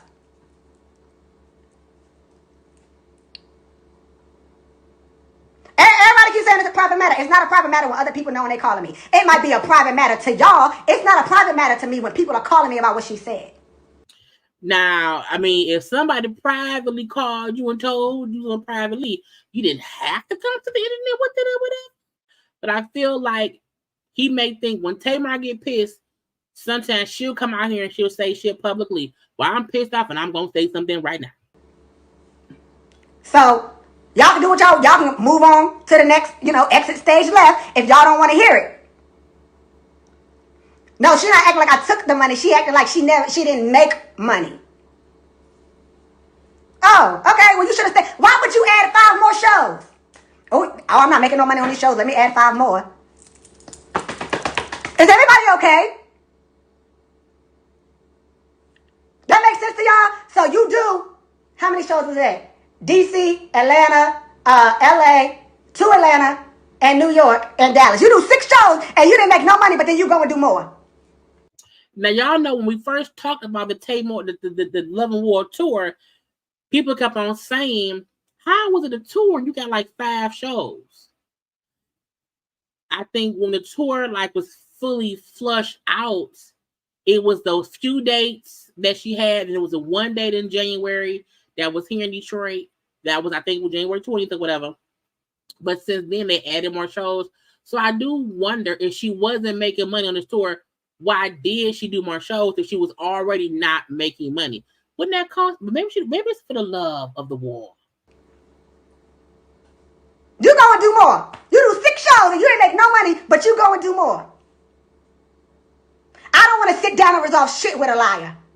And somebody that doesn't care about how I run my business and does not care about whether or not I eat. Because you want to go around town telling people that I'm the reason you ain't come home with no money. Maybe she was in debt. But you should have stayed at home. You should have stayed at Malibu's Most Wanted's house. You should have. Or maybe you shouldn't have had 4 dancers. Or maybe you shouldn't have had 2.5 background singers. Or maybe you shouldn't have had a DJ. Child, that 2.5 background. Who was the half of the background? Is he saying Jane was the half? Who was the half? Was it a little person? Maybe you shouldn't have had a bass player and a drummer when you could have used a track like I said. I don't know. But it ain't my fault. However much you went home with. Because having a live band is more expensive than having just the backing track to perform to. You know what I'm saying? Because you have to pay the live band members every day. And whatever fees they have for traveling with you. So, I mean, and let's not forget, let's watch her dance, okay? Look, my waiting room, my like the video thing, this is Tamar, her dancers on the tour.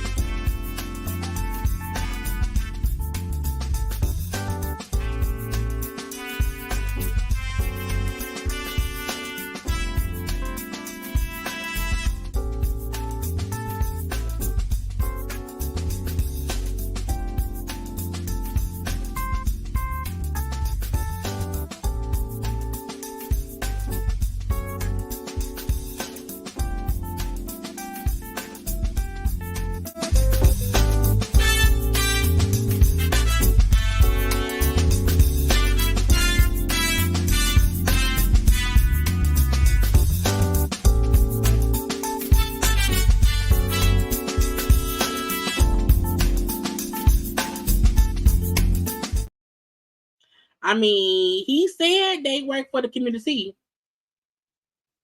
Hey, that's what he said. I just happened, you know what I'm saying? That was my my way. So he said it, not me, child. I just want y'all to see when he say, you know, maybe you don't need 4 background dancers. I don't think she do. I don't think she do. And you running around Atlanta telling people, because you live in Atlanta, as much as you try to dog Atlanta out, that is where you live, with Malibu's Most Wanted. You want to go around Atlanta and tell everybody I'm the reason why you came home with no money? Okay, well, cool. I don't give a fuck. I really don't give a fuck. I don't. I don't know why nobody defends me. It doesn't matter. I can get on here and do it myself. But you're going to tell people I'm the reason why you went home with no money. And y'all, I'm still saving her because she pulled some bullshit on Saturday too. What she do? That I ain't say nothing about. What she do? I wonder if she took a shot for every time she said my name and dogged me and lied on me on Saturday, she would have got alcohol poisoning. I don't know why she thinks that people aren't going to come back to me. Nah, they were saying, child, that during her tour, yes, in the waiting, in the like the video with Tamar, that's Tamar and everything. The person in the gray, that's Tamar. But when she was here on Saturday, allegedly, she was saying, allegedly, because I wasn't there, but I did hear that, you know, while she was sitting, the same way we seen her sitting around there saying, I'm not going to let my man go with no crackhead. The same way she was on the stage talking cash shit about Tommy, they were saying she did the same thing about Troy. Just saying. So when he's saying that she was saying stuff, that's what he's talking about. When she was in Detroit, she was saying things. I don't know why she thinks it's not like, these are my shows. I booked them. You can lie to yourself all you want to, girl. And you want to lie and say, I'm the reason why you went home with not a lot of money. You went home with more than this nation is paying you. How much did Keke paying? Because Funky was getting paid $250,000 a year. How much did Keke paying? And anybody that thinks and saying I'm messy and I should not be doing this, I don't give a damn. I have protected this lady for the past 10, 11 years. And the fact that she is trying to destroy my business, nah, that's all right. No, she don't. I have her blocked. Thank you. Thank you.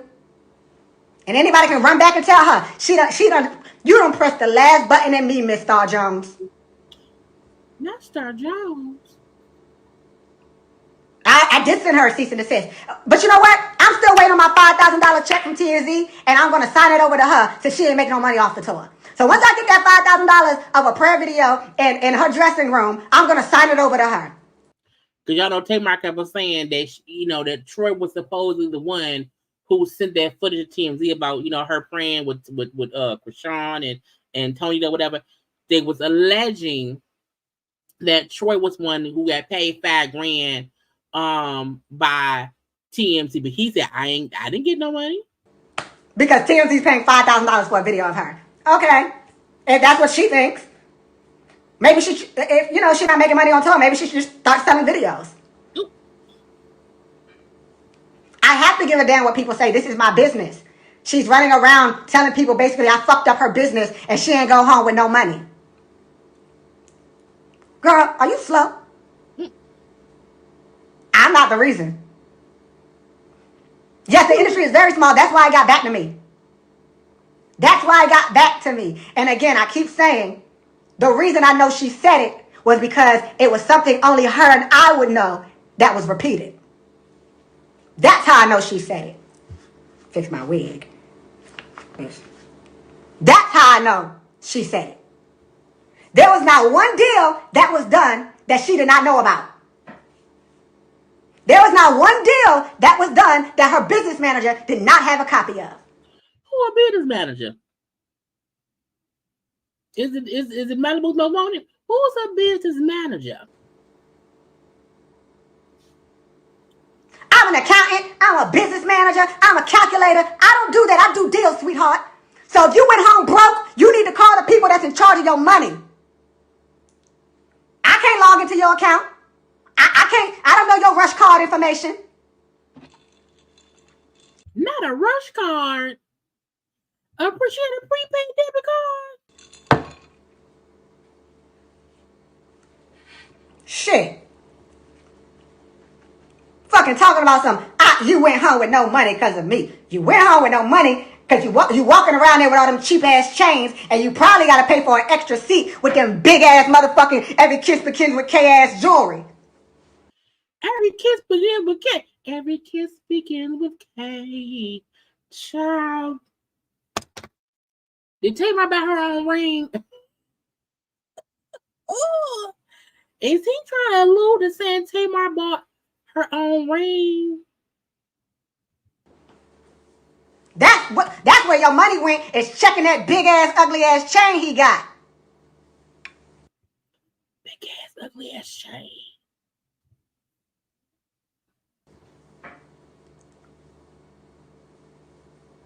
Shit. You mad at me. That's where your money went. Your money went. Okay, whatever. And just like she do, I didn't say no names. I could be talking about anybody. You know, I could be talking about anybody. I didn't say any names. So, like, you know, if anybody thinks I'm talking about them, that is their fault. It's not on me, okay? Because I didn't say nobody's name. Shit. Ugly ass fucking chain. That's why you didn't go home with no money. That ugly ass chain, it probably cost $1 billion to get fixed with that big, it's just big and dumb. Y'all, I mean, you know, we just sometimes, you know, we have to show examples, you know, because, you know, the reference of what a person's talking about, you know, it makes a difference, you know. So when he keeps talking about that big ass, ugly ass chain, I was like,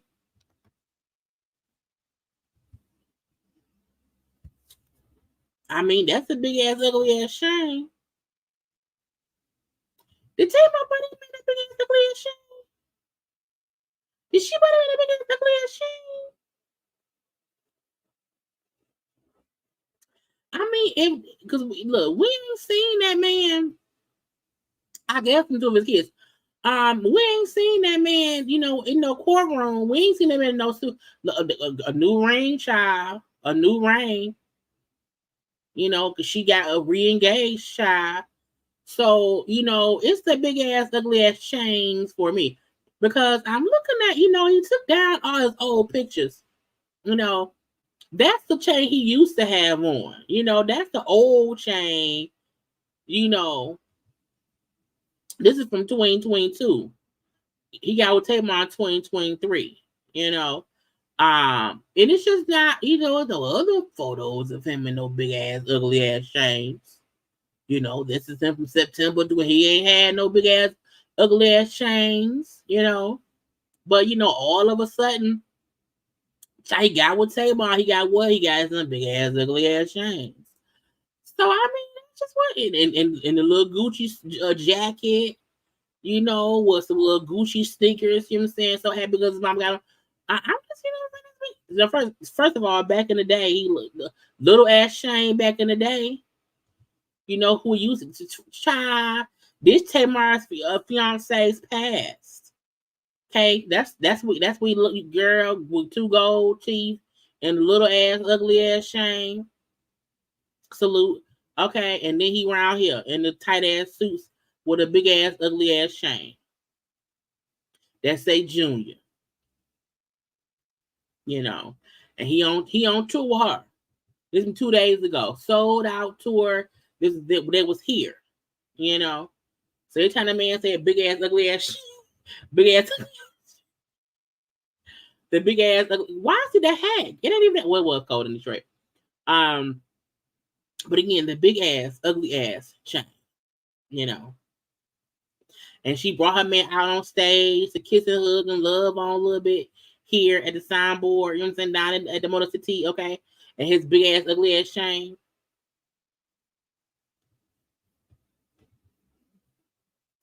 Okay. And Malibu's most wanted, don't send me no more cease and desist. Take me to court so I can tell everybody's business.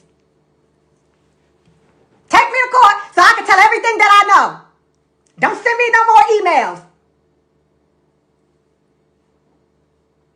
Don't send me no more emails, Malibu. Take me to court so I can get on the stand and tell the truth. Everybody's going to jail. Not to jail. Child, Tamar, I heard people. Y'all, do y'all remember when Tamar was with Vince and how extravagant their life was? And then slowly but surely, you know, it just started to dwindle. Then when they separated, how Tamar moved and she had like 2 apartments like next to each other, and like one was one she lived in, and then she had one that had clothes in it. And since then that didn't happen, like Tamar had been moving homeless for a minute. And my thing is, look, sometime in life you may have to go back home to chill out, to get your mind right or whatever. I get that, okay?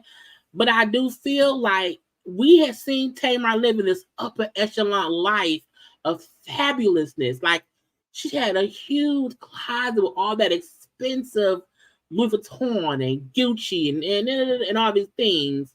And like the fact that she's now saying she ain't around here making no money on tour. And Tori saying that she bought that man, Malibu's Most Wanted, that big ass ugly ass chain. I was like, look, reading down Nola Flav. And this, when I told y'all, I did not want to cut it out because he round here talking. It's 10 minutes left. We got 10 more minutes. I'm so sick of her. I should have left her ass in the middle class home, like Tommy said, and went on about my business. Not the middle class home.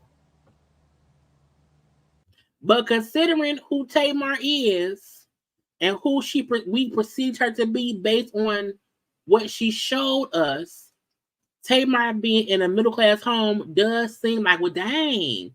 Like, I feel like, you know, make sure rest in peace. Tracy, who was in like a middle class home, was like, okay, because Tracy had a regular life. You know what I'm saying? At the house. Hell, Trina and Tawanda was at home assisting Tony saying, you know what I'm saying? It would make sense for them having like regular home. Tamar, we had this larger than life lifestyle, huge mansions, living from city, all these things, and child now is different. But you gonna lie on me? You gonna lie on me? Let me get my iPad because people is texting me, and I don't care if anybody tells me to stop because nobody else is getting lied on, and actually nobody else is taking up for me. So,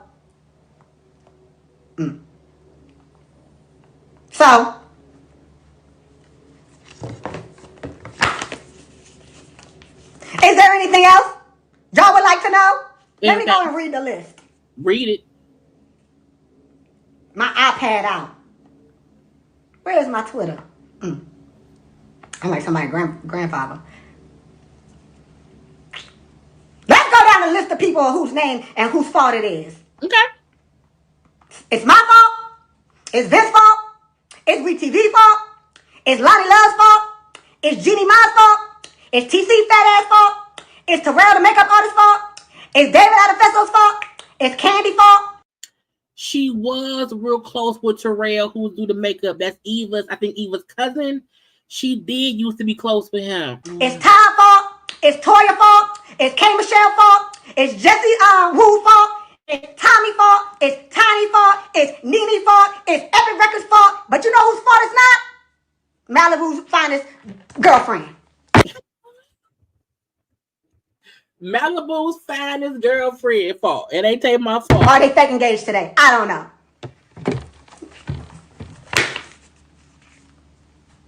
I don't know.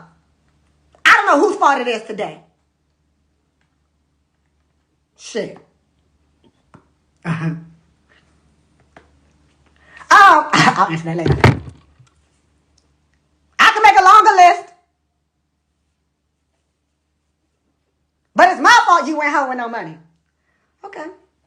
Well, you should have stayed at home. If you going on this tour, but hold on, wait a minute, baby. I thought I didn't really do anything on this tour. So how's my fault? Ain't that your production? I forgot about that. It's your production. Your production company, your touring company. So how's it my fault you went home with no money? It's your touring company, girl. Ain't that what you said? You did it by yourself. You called these venues and everything by yourself. And that it's your fault. You better talk to the evicted elephant and the do nothing boy. Not an elephant and the do nothing but Lord. And the one that always got on a scarf. It's their fault. That's your company. Those are your interns. How you blaming me? You ain't going home with no money. You did this tour by yourself. Ain't that what she been saying? Ain't that what she been posting? She been posting she did it all by herself, honey. So if you did it all by yourself, it's your fault you ain't go home with no money. Where's Barbara Walters now? Barbara dead. But if Barbara was around, Lord, it'll be messy.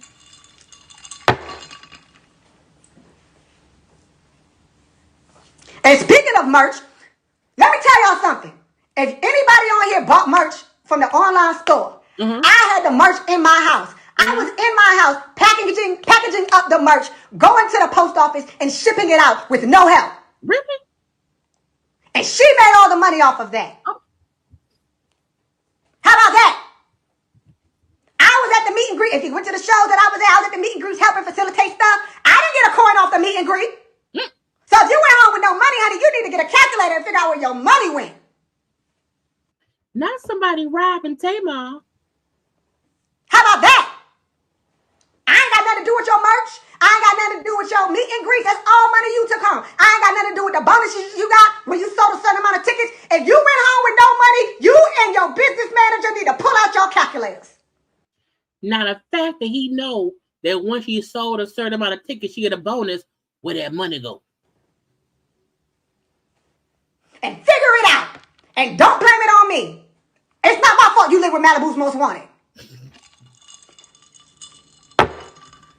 Ooh. I'm not calling nobody when they going all around the world and lying on me.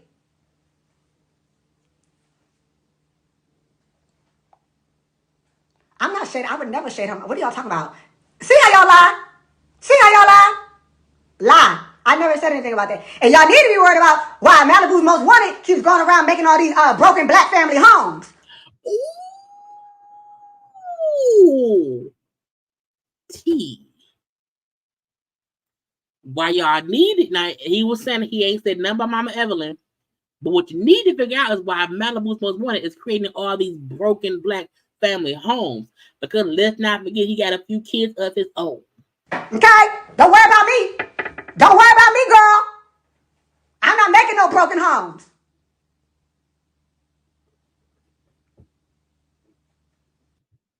When you don't get no child, you know what? Why would she say that? Like, it's a broken home. It's a broken home. I mean, he said it, not me. Worry about that. All them black kids. I never would say anything about mommy, ever. So y'all tried it. Y'all trying to start something. Y'all lying just like, that person lies. I ain't say no names though, so y'all can't say that I said anything about anyone because I ain't say no names. Child, this is a male. I don't know if he's a male Tamar or Tamar is a male Troy. I didn't. I have not said one name. He hasn't. He ain't said Tamar name. He ain't said Junior name. Malibu's Most Wanted and Malibu's Most Wanted girlfriend. So if Malibu's Most Wanted is over there clicking and clacking on that computer, you should stop. Okay? I ain't say nobody's name. I could be talking about a movie. He could be because it's a whole movie. No, it has not impacted my relationship with Netflix at all. I don't know what the evicted elephant was talking about. What? What? Making up stuff. It's the crazy. I think they sat over there and made that up. When they made up, I got $5,000 from TMZ. I think that's when they started making that up. Because they was over there bored at Malibu's Most Wanted House. Nobody was talking about them no more. So now they wanted to come at me. Because how'd it go from, oh, you mad that I said something about your friend getting assaulted. Now you running around telling everybody that I'm the reason why you ain't make no money off the tour. And I don't know what lie you going to tell tomorrow. You probably got your lies written down. Because the way that you tell them, it's crazy. Like, I don't even know how somebody could just lie so easily all the time. Like, all the time. Every day. And everybody gonna say, well, you was her friend for so long, I excused her behavior for so long because I felt bad. But the older and older I got, I'm like, oh, you're intentionally doing this stuff. That's how it happened. When you younger and you put up with things, as you get old, you like, man, I ain't got time for this shit. And if they've been friends for 10 to 12 years, think about how Tamar was 10 to 12 years ago. She wasn't. We love Tamar. We love Tamar as an artist now. However, he like, you know, as I got older, I ain't like it no more. You're intentionally doing this. It's not a reaction to other stuff. You are not a good person. At all. At all. You need to be checked in somewhere. I was down for you when you was down and fucking out. And you ain't have nobody. None of them interns or community service workers that's around now was around. Actually, the one with the scarf told you that he would fight you. Do you remember that? Do you remember that? Okay, so back up off that. Don't try to ruin my business, girl. Oh, he mad. Don't try to do that. We can say what we want to each other, but don't come for my business. Because if I come for yours, you and your mom and pop production company, it's not going to go over well for you. Not the mom and pop. Not the mom and pop, girl.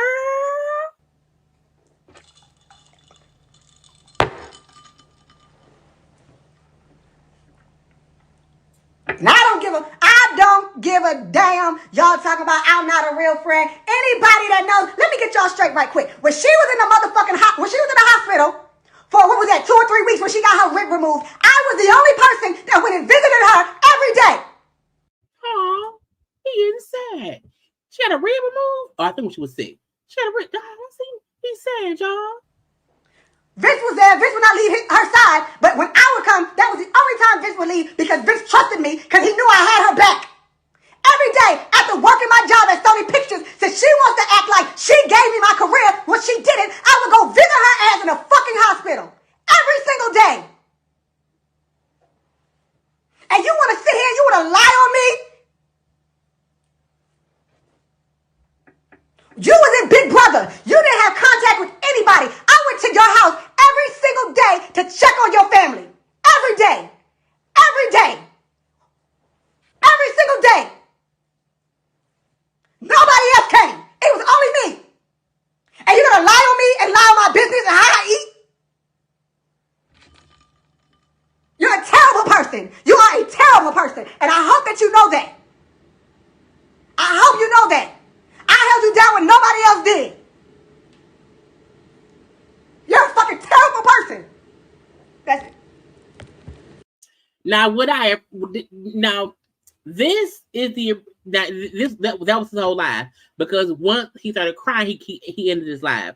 This would I be meeting when I say sometimes people be on live and they just be talking and they get emotional and they start crying. So sometimes when folks say, why y'all be on live crying? Because sometimes it hits you. And for him, he just started crying. Like, as I mean, went a little bit. He was just talking and got emotional. And do you remember that? Do you remember that? Okay, so back up off that. Don't try to ruin my business, girl. Don't try to do that.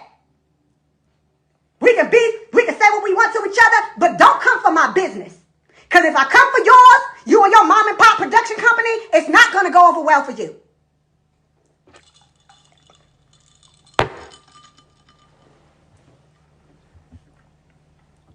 And I don't give a damn. Y'all talking about I'm not a real friend. And as he's on live, of course, it's Tamartians who are in the comment, that's on the live comments to him.